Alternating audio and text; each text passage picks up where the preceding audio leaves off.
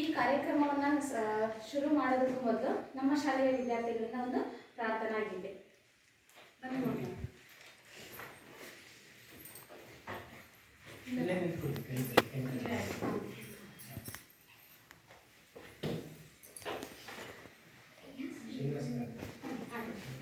ತಾಯಿ ಶಾರದೆ ಲೋಕ ಪೂಜಿತೆ ಜ್ಞಾನದಾತೆ ನಮೋಸ್ತುತೆ. ತಾಯಿ ಶಾರದೆ ಲೋಕ ಪೂಜಿತೆ ಜ್ಞಾನದಾತೆ ನಮೋಸ್ತುತೆ. ಪ್ರೇಮದಿಂದಲಿ ಸಲಹು ಮಾತೆ, ಪ್ರೇಮದಿಂದಲಿ ಸಲಹು ಮಾತೆ, ನೀಡು ಸನ್ಮತಿ ಸೌಖ್ಯದಾತೆ. ತಾಯಿ ಶಾರದೆ ಲೋಕ ಪೂಜಿತೆ ಜ್ಞಾನದಾತೆ ನಮೋಸ್ತುತೆ. ಅಂಧಕಾರವ ಓಡಿಸು, ಜ್ಞಾನ ಜ್ಯೋತಿಯ ಬೆಳಗಿಸು. ಅಂಧಕಾರವ ಓಡಿಸು, ಜ್ಞಾನ ಜ್ಯೋತಿಯ ಬೆಳಗಿಸು. ಹೃದಯ ಮಂದಿರದಲ್ಲಿ ನೆಲೆಸು, ಹೃದಯ ಮಂದಿರದಲ್ಲಿ ನೆಲೆಸು. ಚಿಂತೆಯ ಅಳಿಸು, ಶಾಂತಿಯ ಉಳಿಸು. ತಾಯಿ ಶಾರದೆ ಲೋಕ ಪೂಜಿತೆ ಜ್ಞಾನದಾತೆ ನಮೋಸ್ತುತೆ. ನಿನ್ನ ಮಡಿಲಿನ ಮಕ್ಕಳಮ್ಮ, ನಿನ್ನ ನಂಬಿದ ಕಂದರಮ್ಮ. ನಿನ್ನ ಮಡಿಲಿನ ಮಕ್ಕಳಮ್ಮ, ನಿನ್ನ ನಂಬಿದ ಕಂದರಮ್ಮ. ನಿನ್ನ ಕರುಣೆಯ ಬೆಳಗಲಮ್ಮ, ನಿನ್ನ ಕರುಣೆಯ ಬೆಳಗಲಮ್ಮ. ಬಾಳನು ಬೆಳಗಮ್ಮ, ನಮ್ಮ ಕೋರಿಕೆ ಆಲಿಸಮ್ಮ. ತಾಯಿ ಶಾರದೆ ಲೋಕ ಪೂಜಿತೆ ಜ್ಞಾನದಾತೆ ನಮೋಸ್ತುತೆ. ಒಳ್ಳೆ ಮಾತುಗಳಾಡಿಸು, ಒಳ್ಳೆ ಕೆಲಸವ ಮಾಡಿಸು. ಒಳ್ಳೆ ಮಾತುಗಳಾಡಿಸು, ಒಳ್ಳೆ ಕೆಲಸವ ಮಾಡಿಸು. ಒಳ್ಳೆ ದಾರಿಯಲೆಮ್ಮ ನಡೆಸು, ಒಳ್ಳೆ ದಾರಿಯಲೆಮ್ಮ ನಡೆಸು. ವಿದ್ಯೆಯ ಕಲಿಸು, ಆಸೆ ಪೂರೈಸು. ತಾಯಿ ಶಾರದೆ ಲೋಕ ಪೂಜಿತೆ ಜ್ಞಾನದಾತೆ ನಮೋಸ್ತುತೆ. ಪ್ರೇಮದಿಂದಲಿ ಸಲಹು ಮಾತೆ, ನೀಡು ಸನ್ಮತಿ ಸೌಖ್ಯದಾತೆ. ತಾಯಿ ಶಾರದೆ ಲೋಕ ಪೂಜಿತೆ ಜ್ಞಾನದಾತೆ ನಮೋಸ್ತುತೆ. ಜ್ಞಾನದಾತೆ ನಮೋಸ್ತುತೆ, ಜ್ಞಾನದಾತೆ ನಮೋಸ್ತುತೆ.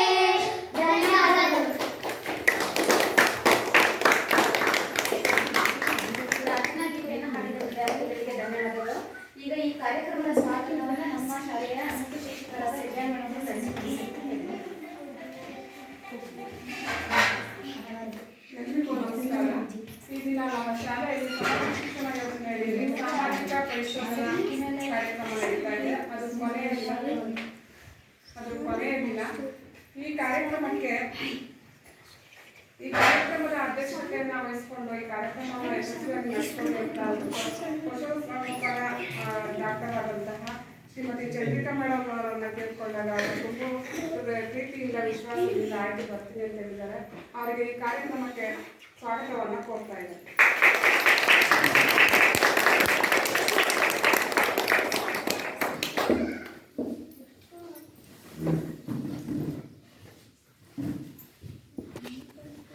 ಹಾಗೆಯೇ ನಮ್ಮ SDMC ಉಪಾಧ್ಯಕ್ಷರಾದಂತಹ ಶ್ರೀಮತಿ ಚೈತ್ರ ಅವರು ಸಹ ಇಲ್ಲಿಗೆ ಬಂದಿದ್ದಾರೆ.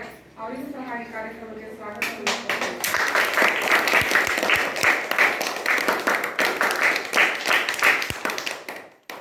ಈ ಕಾರ್ಯಕ್ರಮಕ್ಕೆ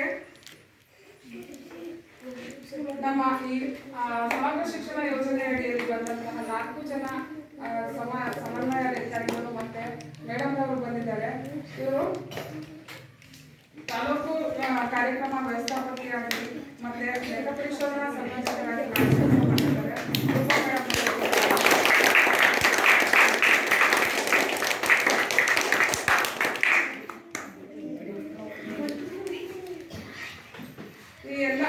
ನಮಗೆ ಸಂಪನ್ಮೂಲ ವ್ಯಕ್ತಿಗಳಾಗಿ ಲಕ್ಷ್ಮೀ ಅನುಪಸ್ಥಿತಿಯಲ್ಲಿದ್ದಾರೆ. ಮತ್ತೆ ಶ್ರೀನಿವಾಸ್ ಅವರು ಹಾಗೂ ವಿವೇಕ್ ಅವರು ಸಹ ಈ ಕಾರ್ಯಕ್ರಮಕ್ಕೆ ಭಾಗವಹಿಸಿದ್ದಾರೆ. ಅವರಿಗೂ ಸಹ ಈ ಕಾರ್ಯಕ್ರಮದ ಪರವಾಗಿ ವೈಯಕ್ತಿಕವಾಗಿ STMC ಅವರ ಸಮಿತಿಯ ಪರವಾಗಿ ಸ್ವಾಗತವನ್ನು ಕೋರ್ತಾ ಇದ್ದಾರೆ.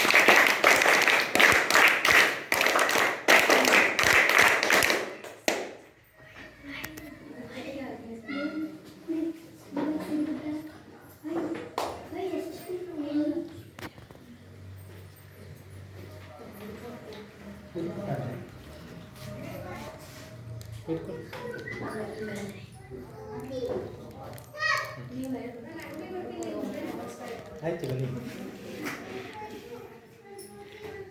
ಇದ್ರ ಜೊತೆಗೆ ನಮ್ಮ STMC ಸದಸ್ಯರು ಸಹ ಈ ಕಾರ್ಯಕ್ರಮಕ್ಕೆ ಬಂದಿದ್ದಾರೆ. ಅವರಿಗೂ ಸಹ ಈ ಕಾರ್ಯಕ್ರಮಕ್ಕೆ ಸ್ವಾಗತವನ್ನ ಕೋರ್ತಾ ಇದ್ದೇನೆ. ಮತ್ತೆ ಎಲ್ಲಕ್ಕಿಂತ ಮುಖ್ಯವಾಗಿ ನಮ್ಮ ಮಕ್ಕಳು, ಮುದ್ದು ಮಕ್ಕಳು, ಅವರಿಂದಲೇ ಈ ಕಾರ್ಯಕ್ರಮ ನಡೆಯಲ್ಲ. ಅವರಿಗೆ ನಮ್ಮ ಮುದ್ದು ಮಕ್ಕಳಿಗೂ ಸಹ ಸ್ವಾಗತವನ್ನ ಕೊಡ್ತಾ ಇದ್ದೇನೆ.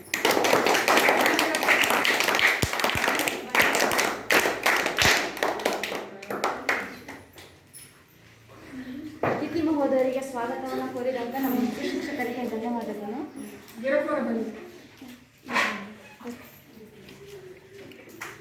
ಈ ಕಾರ್ಯಕ್ರಮಕ್ಕೆ ಮಾಜಿ ಜಿಲ್ಲಾ ಪಂಚಾಯತ್ ಅಧ್ಯಕ್ಷರಾದಂಥ ಅವರಿಗೂ ಸಹ ಈ ಕಾರ್ಯಕ್ರಮಕ್ಕೆ ಸ್ವಾಗತವನ್ನು ಕೋರ್ತಾ ಇದ್ದೇನೆ.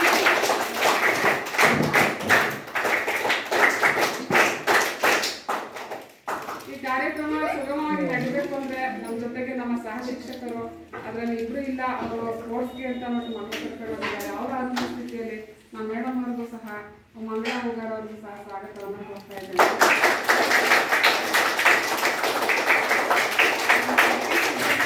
ಅಡುಗೆ ಮಾಡ್ತಾ ಇದ್ದಾರೆ, ಅವ್ರಿಗೂ ಸಹ ಈ ಕಾರ್ಯಕ್ರಮಕ್ಕೆ ಸ್ವಾಗತವನ್ನು ಕೋರ್ತಾ ಇದ್ದೇನೆ.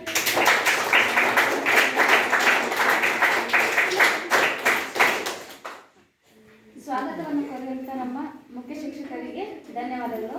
ಈಗ ಈ ಕಾರ್ಯಕ್ರಮವನ್ನು ಗಿಡಗಳಿಗೆ ನೀರು ಹಾಕುವ ಮುಖಾಂತರ ಉದ್ಘಾಟನೆಯನ್ನು ಮಾಡಬೇಕು ಅಂತ ಅಧಿಕಾರಿಗಳು.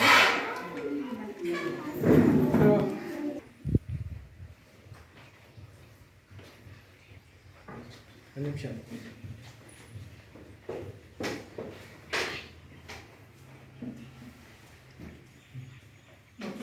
ಮಕ್ಕಳು ಬನ್ನಿ ಮಕ್ಕಳು. ಇಬ್ರು ಹೋಗಿ ಎಲ್ಲ ಹೋಗ್ಬೇಡಿ.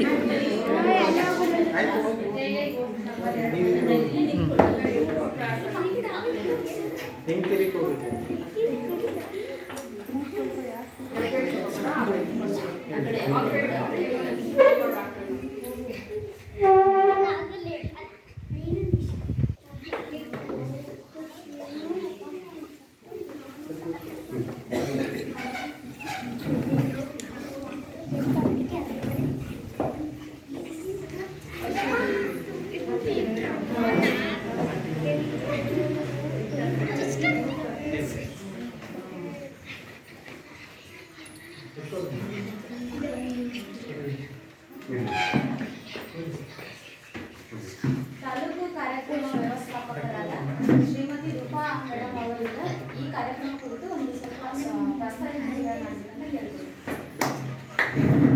ಎಲ್ಲರಿಗೂ ಬೆಳಗಿನ ಶುಭೋದಯಗಳು. ಇವತ್ತು ನಿಮ್ಮ ಶಾಲೆಗೆ ಹೇಗೆ ಬಂದಿದ್ದೀವಿ ಅಂತ ಎಲ್ಲ ಪೇರೆಂಟ್ಸ್ಗೂ ಕುತೂಹಲ ಇರ್ಬೋದು. ಏನು ಬಂದಿದ್ದೀವಿ, ವಿಶೇಷವಾಗಿ ನಮ್ಮ ಶಿಕ್ಷಕರು ಎಲ್ಲರನ್ನೂ ಪೋಷಕರ ಸಭೆಗೆ ಪೇರೆಂಟ್ಸ್ ಮೀಟಿಂಗ್ ಮಾತ್ರ ಕರೀತಾ ಇದ್ರು. ಇವತ್ತು ಯಾಕೆ ಪೋಷಕರ ಆಡಿಟ್ ಸಭೆಗೂ ಪೋಷಕರ ಸಭೆ ಇದೆ ಅಂತ ಕರೀತಿದ್ದಾರೆ ಅಂತೇಳಿ ನಮಗೆ ಸರ್ಕಾರದ ಆದೇಶ ಆಗಿತ್ತು. ನಿಮ್ಮ ಶಾಲೆಯಲ್ಲಿ ಸಮಗ್ರ ಶಿಕ್ಷಣ ಯೋಜನೆ ಕರ್ನಾಟಕ ಈ ಸಭೆಗೆ ಆಗಮಿಸಿರ್ತಕ್ಕಂತಹ ಅತಿಥಿ ದೇವೋಭವ ಎನ್ನುವ ನಿಟ್ಟಿನಲ್ಲಿ ನಮ್ಮ ಶಾಲೆಯಲ್ಲಿ ಅತಿಥಿಯಾಗಿ ಬಂದಿರತಕ್ಕಂಥ ಪಶು ವೈದ್ಯಾಧಿಕಾರಿಗಳಾದಂತಹ ಚಂದ್ರಿಕಾ ಮೇಡಮ್ ಅವರು ಹಾಗೂ ಅಧ್ಯಕ್ಷರು, ಉಪಾಧ್ಯಕ್ಷರು, STMC ಅಧ್ಯಕ್ಷರು ಬರಬೇಕಿತ್ತು. ಅವರ ಅನುಪಸ್ಥಿತಿಯಲ್ಲಿ ಅವರಿಗೂ ಕೂಡ ಸ್ವಾಗತವನ್ನು ಬಯಸೋಣ. ಉಪಾಧ್ಯಕ್ಷರು ಹಾಗೂ ಎಲ್ಲ ಸದಸ್ಯರುಗಳು, ನೆಚ್ಚಿನ ಗ್ರಾಮಸ್ಥರು, ನಮ್ಮ ಪೋಷಕ ವರ್ಗದವರು ಹಾಗೂ ಶಿಕ್ಷಕ ವೃಂದದವರು, ನಮ್ಮ ನೆಚ್ಚಿನ ಮುದ್ದು ಮಕ್ಕಳಿಗೆ ಸಾಮಾಜಿಕ ಪರಿಶೋಧನಾ ನಿರ್ದೇಶನಾಲಯದ ಪರವಾಗಿ ಎಲ್ಲರಿಗೂ ಈ ಕಾರ್ಯಕ್ರಮಕ್ಕೆ ಸ್ವಾಗತಿಸುತ್ತಾ 2023-24ನೇ ಸಾಲಿನಲ್ಲಿ ನಿಮ್ಮ ಶಾಲೆಗೆ ಮಾನ್ಯ ಮುಖ್ಯ ಕಾರ್ಯನಿರ್ವಾಹಕರ ಆದೇಶದ ಮೇರೆಗೆ 3 ದಿನಗಳ ಕಾಲ ನಾವು ಸಾಮಾಜಿಕ ಪರಿಶೋಧನಾ ಪ್ರಕ್ರಿಯೆಯನ್ನು ಮುಕ್ತಾಯಗೊಂಡು 4ನೇ ದಿನ ಒಂದು ಪೋಷಕರ ಸಭೆಯನ್ನ ಆಯೋಜಿಸಲಾಗಿದೆ. ಈ ಪೋಷಕರ ಸಭೆಯ ಉದ್ದೇಶ ಏನಪ್ಪಾ ಅಂದ್ರೆ ಸರ್ಕಾರದಿಂದ ಬಂದಂತಹ ಅನುದಾನ ಸಮರ್ಪಕವಾಗಿ ಖರ್ಚಾಗಿದೆಯಾ, ಯಾವ್ಯಾವುದಕ್ಕೆ ಖರ್ಚಾಗಿದೆ, ಅದನ್ನ ನಿರ್ವಹಣೆ ಹೇಗ್ ಮಾಡಿದ್ದಾರೆ, ದಾಖಲಾತಿ ನಿರ್ವಹಣೆ ಹೇಗಾಗಿದೆ, ಮತ್ತೆ ಇದು ಪೋಷಕರ ಇದು ಯೋಜನೆ ಬಗ್ಗೆ ಅರಿವಿದೆಯಾ, ಈಗ ನಿಮ್ಗೆ ಈ ಯೋಜನೆ ಆಲ್ರೆಡಿ ಶಿಕ್ಷಣ ಇಲಾಖೆಯಲ್ಲಿ ಆಡಿಟ್ ಎಲ್ಲ ಆಗಿದೆ, ಯಾವ್ಯಾವುದಕ್ಕೆ ಶಾಲೆಗೆ ಅನುದಾನ ಬರುತ್ತೆ, ಯಾವ್ಯಾವುದಕ್ಕೆಲ್ಲ ಖರ್ಚು ಮಾಡ್ತಾರೆ ಅನ್ನೋದೇನಾದ್ರೂ ಮಾಹಿತಿ ಉಂಟಾ ನಿಮ್ಮಲ್ಲಿ? ಮಕ್ಕಳಿಗೆ ಯಾವ್ಯಾವುದಕ್ಕೆ ಬರುತ್ತೆ ಅಂತ ಆಲ್ರೆಡಿ ಎಲ್ರಿಗೂ ಸಾಮಾನ್ಯವಾಗಿ ಗೊತ್ತಿರಲ್ಲ, ಅಷ್ಟೆನ್ಸಿ ಸದಸ್ಯರು ಮಾತ್ರ ಮೀಟಿಂಗ್ ಅಲ್ಲಿ ಗೊತ್ತಿರುತ್ತೆ. ಉಳಿದಂತ ಪೋಷಕರಿಗೂ ಈ ಯೋಜನೆ ಬಗ್ಗೆ ಮಾಹಿತಿ ಬೇಕು ಅನ್ನೋ ಜೊತೆಗೆ ಈ ಯೋಜನೆ ಪಾರದರ್ಶಕವಾಗಿರ್ಬೇಕು, ಮತ್ತೆ ಜನರ ಸಹಭಾಗಿತ್ವದಿಂದ ಇರಬೇಕು, ಎಲ್ಲರ ಈ ಖರ್ಚಾಗಿರುವಂತ ಅನುದಾನ ಸಮರ್ಪಕವಾಗಿದೆಯಾ ಅನ್ನೋದು ಎಲ್ಲ ಒಂದು ಸಾರ್ವಜನಿಕರಿಗೂ ಅರಿವಾಗಬೇಕು ಅನ್ನೋದು ಈ ಸೋಷಿಯಲ್ ಆಡಿಟ್ ಅನ್ನ ಮುಖ್ಯ ಉದ್ದೇಶ ಆಗಿರುತ್ತೆ. ಈ ಯೋಜನೆಯ ಬಗ್ಗೆ ಮುಖ್ಯ ಉದ್ದೇಶಗಳು ಏನಪ್ಪಾ ಅಂದ್ರೆ ಗುಣಮಟ್ಟದ ಶಿಕ್ಷಣವನ್ನ ಒದಗಿಸ್ತಕ್ಕಂಥದ್ದು, ಜೊತೆಗೆ ವಿದ್ಯಾರ್ಥಿಗಳ ಕಲಿಕಾ ಫಲಿತಾಂಶಗಳನ್ನ ಹೆಚ್ಚಿಸ್ತಕ್ಕಂಥದ್ದು, ಜೊತೆಗೆ ಶಾಲೆಯಲ್ಲಿ ಶಾಲಾ ಶಿಕ್ಷಣದಲ್ಲಿ ಲಿಂಗ ಸಮಾನತೆಯನ್ನ ಹೋಗಲಾಡ್ತಕ್ಕಂಥದ್ದು. ಅಂದ್ರೆ ನಾವೆಲ್ಲರೂ ಒಂದೇ, ಯಾವುದೇ ಒಂದು ಕ್ಯಾಟಗರಿ ವೈಸ್ ಮಾಡೋ ಆಗಿಲ್ಲ, ಎಲ್ಲ ಮಕ್ಕಳಿಗೂ ಸಮಾನವಾದಂತ ಶಿಕ್ಷಣವನ್ನ ಒದಗಿಸಬೇಕು ಅನ್ನೋದು ಈ ಯೋಜನೆಯ ಮುಖ್ಯ ಉದ್ದೇಶ ಆಗಿರುತ್ತೆ. ಶಿಕ್ಷಣದಲ್ಲಿ ಔದ್ಯೋಗೀಕರಣಗಳನ್ನ ಉತ್ತೇಜನ ಮಾಡ್ತಕ್ಕಂಥದ್ದು ಮತ್ತು ಸಮುದಾಯತ್ವದ ಹೆಚ್ಚಿನ ಸಹಭಾಗಿತ್ವ ಶಾಲೆಯಿಂದ ಹೊರಗಡೆದಿರುವಂತ ಮಕ್ಕಳಿಗೂ ಕೂಡ ಶಾಲೆಗೆ ತಂದು ಅವರಿಗೂ ಕೂಡ ಉಚಿತ ಶಿಕ್ಷಣ ಕಡ್ಡಾಯ ಅಂತೇಳಿ RTI ಪ್ರಕಾರ ಎಲ್ಲ ಪ್ರತಿ ಮಕ್ಕಳಿಗೂ ನರ್ಸರಿಯಿಂದ 12ನೇ ತರಗತಿಯ ಮಕ್ಕಳಿಗೂ ಕೂಡ ಉಚಿತ ಶಿಕ್ಷಣ ಕಡ್ಡಾಯ ಕಾಯ್ದೆಯನ್ನ ಜಾರಿಗೆ ತಂದಿದೆ ಸರ್ಕಾರ. ಯಾವುದೇ ಮಗು ಶಿಕ್ಷಣದಿಂದ ವಂಚಿತ ಆಗಬಾರ್ದು ಅನ್ನೋದು ಈ ಸರ್ಕಾರದ ಉದ್ದೇಶ ಆಗಿರುತ್ತೆ. ಹಾಗಾಗಿ ನಾವು ಮನೆ ಭೇಟಿಯನ್ನು ಕೂಡ ಮಾಡ್ತಿದ್ದೀವಿ. ಆಲ್ರೆಡಿ ನಮ್ಮ ಹುಡುಗರು ಒಂದು 20 ಮನೆ ಪೋಷಕರ ಮನೆಗೆ ಬಂದಿದ್ದಾರೆ, ಶ್ರೀನಿವಾಸ್ ಮತ್ತೆ ರಕ್ಷಿತಾ ಅಂತೇಳಿ. ಆ ಮಕ್ಕಳು ಯಾವ್ದಾದ್ರು ಮಗು ಶಾಲೆಗೆ ಬರ್ದೇನೆ ಮನೇಲಿ ಇರಿಸ್ಕೊಂಡಿರುವಂತದ್ದು, ನಿಮ್ಮ ಅಕ್ಕಪಕ್ಕದ ಮನೆಯಲ್ಲಿ ಆಗಿರ್ಬೋದು, ಯಾರಾದ್ರೂ ಗೊತ್ತಿರುವಂತ ಮಗು ಏನಾದ್ರೂ ಇದ್ರೆ ಮಾಹಿತಿಯನ್ನ ಹೇಳ್ಬೋದು. ನಾವು ಶಿಕ್ಷಕರನ್ನು ಕೇಳ್ತೀವಿ, ಮನೆ ಭೇಟಿ ಮಾಡಿದಂತ ಸಂದರ್ಭದಲ್ಲಿ ಪೋಷಕರನ್ನು ಕೂಡ ಕೇಳ್ತೀವಿ. ಶಾಲೆಗೆ ಯಾವುದೇ ಒಂದು ಶಿಕ್ಷಣದಿಂದ ವಂಚಿತ ಆಗಬಾರ್ದು ಅನ್ನೋ ಉದ್ದೇಶಕ್ಕೋಸ್ಕರ ನಾವು ಇದು ಪ್ರಚಾರವನ್ನ ಮಾಡ್ತಾ ಇರೋದು. ಯೋಜನೆಯ ಮುಖ್ಯ ಉದ್ದೇಶ ಇಷ್ಟೇನೆ. ಜೊತೆಗೆ 2023-24ನೇ ಸಾಲು ನಾವು ಆಡಿಟ್ ಮಾಡ್ತಾ ಇರೋದು. ಅದು 1/4/2023ರಿಂದ 31/3/2024 ಏಪ್ರಿಲ್ ಟು ಮಾರ್ಚ್ ಒಳಗೆ ನಿಮ್ಮ ಶಾಲೆಯಲ್ಲಿ ಬಂದಂತಹ ಅನುದಾನಗಳು ಮತ್ತೆ ದಾಖಲಾತಿ ನಿರ್ವಹಣೆ ಆಗಿರ್ಬೋದು, ಮೂಲಭೂತ ಸೌಕರ್ಯಗಳ ಬಗ್ಗೆ ಆಗಿರ್ಬೋದು, ಶಾಲಾ ಮಧ್ಯಾಹ್ನದ ನಿರಂತರ ಬಿಸಿಯೂಟ ಯೋಜನೆ ಆಗಿರ್ಬೋದು, ಮಕ್ಕಳ ಕಲಿಕಾ ಸಾಮರ್ಥ್ಯದ ಬಗ್ಗೆ ಆಗಿರ್ಬೋದು, ಎಲ್ಲ ಒಂದು ದಾಖಲಾತಿಗಳನ್ನ ನಾವು ಕಲೆಕ್ಟ್ ಮಾಡಿ ಒಂದು ವರದಿಯನ್ನ ತಯಾರು ಮಾಡಿ, ವರದಿಯನ್ನ ಒಂದು ಶಿಕ್ಷಣ ಇಲಾಖೆಯಲ್ಲಿ ನಮಗೆ ಒಂದು ಪ್ರಶ್ನಾವಳಿಗಳನ್ನ ಕೊಟ್ಟಿದ್ದಾರೆ. ಆ ಪ್ರಶ್ನಾವಳಿಗಳ ಪ್ರಕಾರನೇ ಕೂಡ ನಾವು ವರದಿಯನ್ನ ಮಾಡಬೇಕಾಗ್ತದೆ. ಹಾಗೆ ನಿಮ್ಮ ಒಂದು ವರ್ಷದಲ್ಲಿ ಶಾಲೆ 246 ದಿನಗಳು ನಡೀಬೇಕಿತ್ತು, 242 ದಿನಗಳು ನಡೆದಿದೆ. ಉದಾಹರಣೆಗೆ ಒಂದು ಸ್ಥಳೀಯ ಗ್ರಾಮ ದೇವತೆ ಹಬ್ಬ ಆಗಿರ್ಬೋದು, ವರಮಹಾಲಕ್ಷ್ಮಿ ಹಬ್ಬ ಆಗಿರ್ಬೋದು, ನಿರಂತರ ಮಳೆ ಬಂದಂತ ಸಂದರ್ಭದಲ್ಲಿ ರಜೆ ಕೊಡ್ತಾರೆ, ಮಕ್ಕಳಿಗೆ ಬರ್ಲಿಕ್ಕಾಗಲ್ಲ. ಆ ತರ 4 ಸ್ಥಳೀಯ ರಜೆಗಳನ್ನ ಮಂಜೂರು ಮಾಡಿರೋದು ಕಂಡು ಬಂದಿದೆ. ಜೊತೆಗೆ ಶಾಲಾ ಸರಾಸರಿ ಹಾಜರಾತಿ ಕುರಿತಂತೆ 2023-24ನೇ ಸಾಲಲ್ಲಿ 47 ಮಕ್ಕಳಿದ್ರು. ಈ ಒಂದು ಪ್ರಸ್ತುತ ಸಾಲಿನಲ್ಲಿ 43 ಮಕ್ಕಳಿದ್ದಾರೆ. ಯಾಕಂದ್ರೆ ಇನ್ನೊಂದು 4-5 ಮಕ್ಕಳು ಮಾತ್ರ ಕಡಿಮೆ ಆಗಿದ್ದಾರೆ. ಉದಾಹರಣೆಗೆ ಹೇಳ್ಬೇಕಂದ್ರೆ ವರ್ಷ ದಾಖಲಾತಿ ಹೆಚ್ಚಾಗಬೇಕು. ಆದ್ರೂ ನಿಮ್ಮ ಶಾಲೆಯಲ್ಲಿ ಪರವಾಗಿಲ್ಲ, ದಾಖಲಾತಿ ಹೋದ ವರ್ಷಕ್ಕಿಂತ ಒಂದು 5 ಮಗು 6 ಮಗು ಅಷ್ಟೇ ಕಡಿಮೆ ಆಗಿದೆ. ಈಗ ನೆನೆ ಶಾಲೆಗಳ ನೆನೆ ಮಾಡ್ಕೊಂಡು ಬಂದ್ವಿ. ನಿಮ್ಮ ಬಂಕಳ್ಳಿ ಅಂತ ಹೇಳಿದ್ರಲ್ಲ, ಚತುರ್ನಳ್ಳಿಗೆ ಹೋಗಿದ್ವಿ, ಸೇಮ್ ಅದೇ ರೂಟಲ್ಲಿ ಹೋಗಿ ಬಂದ್ವಿ. ಅಲ್ಲಿ 50 ಮಕ್ಕಳಿತ್ತು 2023-24ರಲ್ಲಿ. ಆದ್ರೆ ಈ ವರ್ಷ ಕಡಿಮೆ ಮಕ್ಕಳಿದ್ದಾರೆ, 33 ಮಕ್ಕಳೇನೋ ಇದ್ದಾರೆ. ತುಂಬಾ ಕಡಿಮೆ ಆಗ್ಬಿಟ್ಟಿದೆ. ವರ್ಷ ದಾಖಲಾತಿ ಹೆಚ್ಚಾಗಬೇಕು. ಯಾಕಂದ್ರೆ ಉದಾಹರಣೆಗೆ ನಾವು ಸರ್ಕಾರಿ ಕೆಲಸ ಬೇಕು ಅಂತ ಹೇಳ್ತೀವಲ್ವಾ, ನಮ್ಮ ಮಕ್ಕಳು ಓದಿಸೋದೇನಿಗೆ ನಾವು ಪ್ರೈವೇಟ್ ಗೌರ್ಮೆಂಟಲ್ಲಿ ಓದಿಸ್ತೀವಿ. ಸರ್ಕಾರಿ ಕೆಲಸ ಸಿಗ್ಲಿ ಅನ್ನೋ ಉದ್ದೇಶಕ್ಕೋಸ್ಕರ ನಾವು ಪ್ರೈವೇಟ್ ಗೌರ್ಮೆಂಟ್ಗೆ ಸೇರಿಸ್ತೀವಿ. ಆದ್ರೆ ಸರ್ಕಾರಿ ಶಾಲೆಗೆ ಸೇರಿಸಿ ಅದರಲ್ಲಿರುವಂತ ಶಿಕ್ಷಕರು ಒಂದು ಉನ್ನತವಾದ ಒಂದು ಪರ್ಸೆಂಟೇಜ್ನ ತಗೊಂಡು ಬರ್ತಾರೆ. ಪರ್ಸೆಂಟೇಜ್ ಇದ್ರೆ ಅಲ್ವಾ ಅವ್ರು ಆಯ್ಕೆ ಆಗೋದು. ಈಗ ಪ್ರೈವೇಟ್ ಸ್ಕೂಲ್ಗಳಲ್ಲಿ ನಾವು ಡೊನೇಷನ್ ಕೊಟ್ಟು ರೆಕಮೆಂಡೇಶನ್ ಮೇಲೆ ಸೇರ್ಕೊತೀವಿ. ಆದ್ರೆ ಸರ್ಕಾರಿ ಶಾಲೆಗಳಲ್ಲಿ ಏನು ಅವರೇ ಪರ್ಸೆಂಟೇಜ್ ಇದ್ರೆ ಅವರೇ ಆಯ್ಕೆಯಾಗಿ ಬಂದಿರುವಂತ ಶಿಕ್ಷಕರು ಇರ್ತಾರೆ. ಅವರಲ್ಲೂ ಒಳ್ಳೆ ಪಾಠಗಳನ್ನ ಮಾಡ್ತಾರೆ. ಮತ್ತೆ ಎಲ್ಲಾ ಸೌಲಭ್ಯಗಳು ಸಿಗುವಂತದ್ದು ಸರ್ಕಾರಿ ಶಾಲೆಗಳಲ್ಲಿ. ಈಗ ಮಧ್ಯದ ನಿರಂತರ ಬಿಸಿಯೂಟ ಯೋಜನೆ ಇರಲಿಲ್ಲ. ಯಾಕಪ್ಪ ಅಂದ್ರೆ ಮೊದಲು ಮಂಗಳವಾರ ಮತ್ತೆ ಶುಕ್ರವಾರ ಮೊಟ್ಟೆ ಕೊಡ್ತಾ ಇದ್ರು.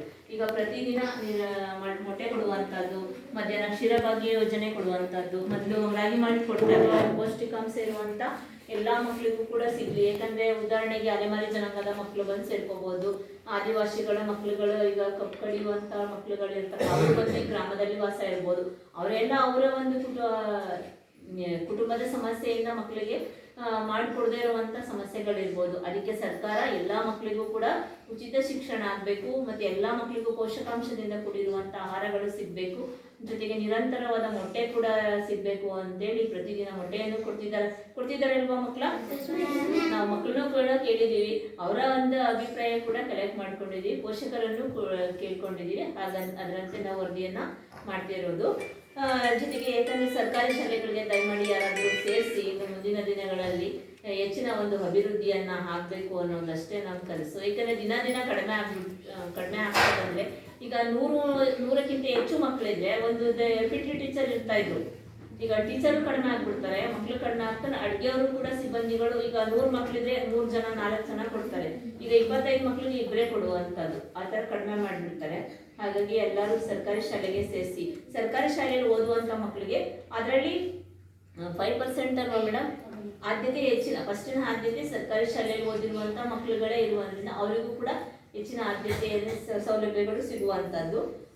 ಜೊತೆಗೆ ಶಾಲಾ ಶಿಕ್ಷಕರ ನಿಯೋಜನೆ ಕುರಿತಂತೆ ನಿಮ್ಮ ಶಾಲೆಯಲ್ಲಿ 4 ಶಿಕ್ಷಕರು ಕೆಲಸವನ್ನು ನಿರ್ವಹಿಸುತ್ತಿದ್ದಾರೆ. ವಿಜಯ ಮೇಡಮ್ ಅವರು 9 ವರ್ಷದಿಂದ ಕೆಲಸ ಮಾಡ್ತಿದ್ದಾರೆ.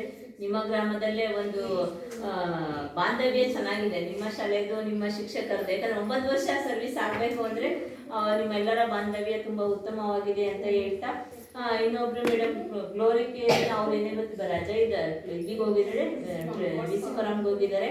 ಮತ್ತು ಮಂಗಳಾ ಉಗಾರ್ ಅವರು 1.5 ವರ್ಷ, ಅವರು 4 ವರ್ಷ, ರೇಣುಕಾ ಅವರು 2 ವರ್ಷದಿಂದ ಒಂದು ಬೋಧನಾ ಕಾರ್ಯವನ್ನು ನಿರಂತರವಾಗಿ ನಿರ್ವಹಿಸ್ಕೊಂಡು ಹೋಗ್ತಾ ಇದ್ದಾರೆ.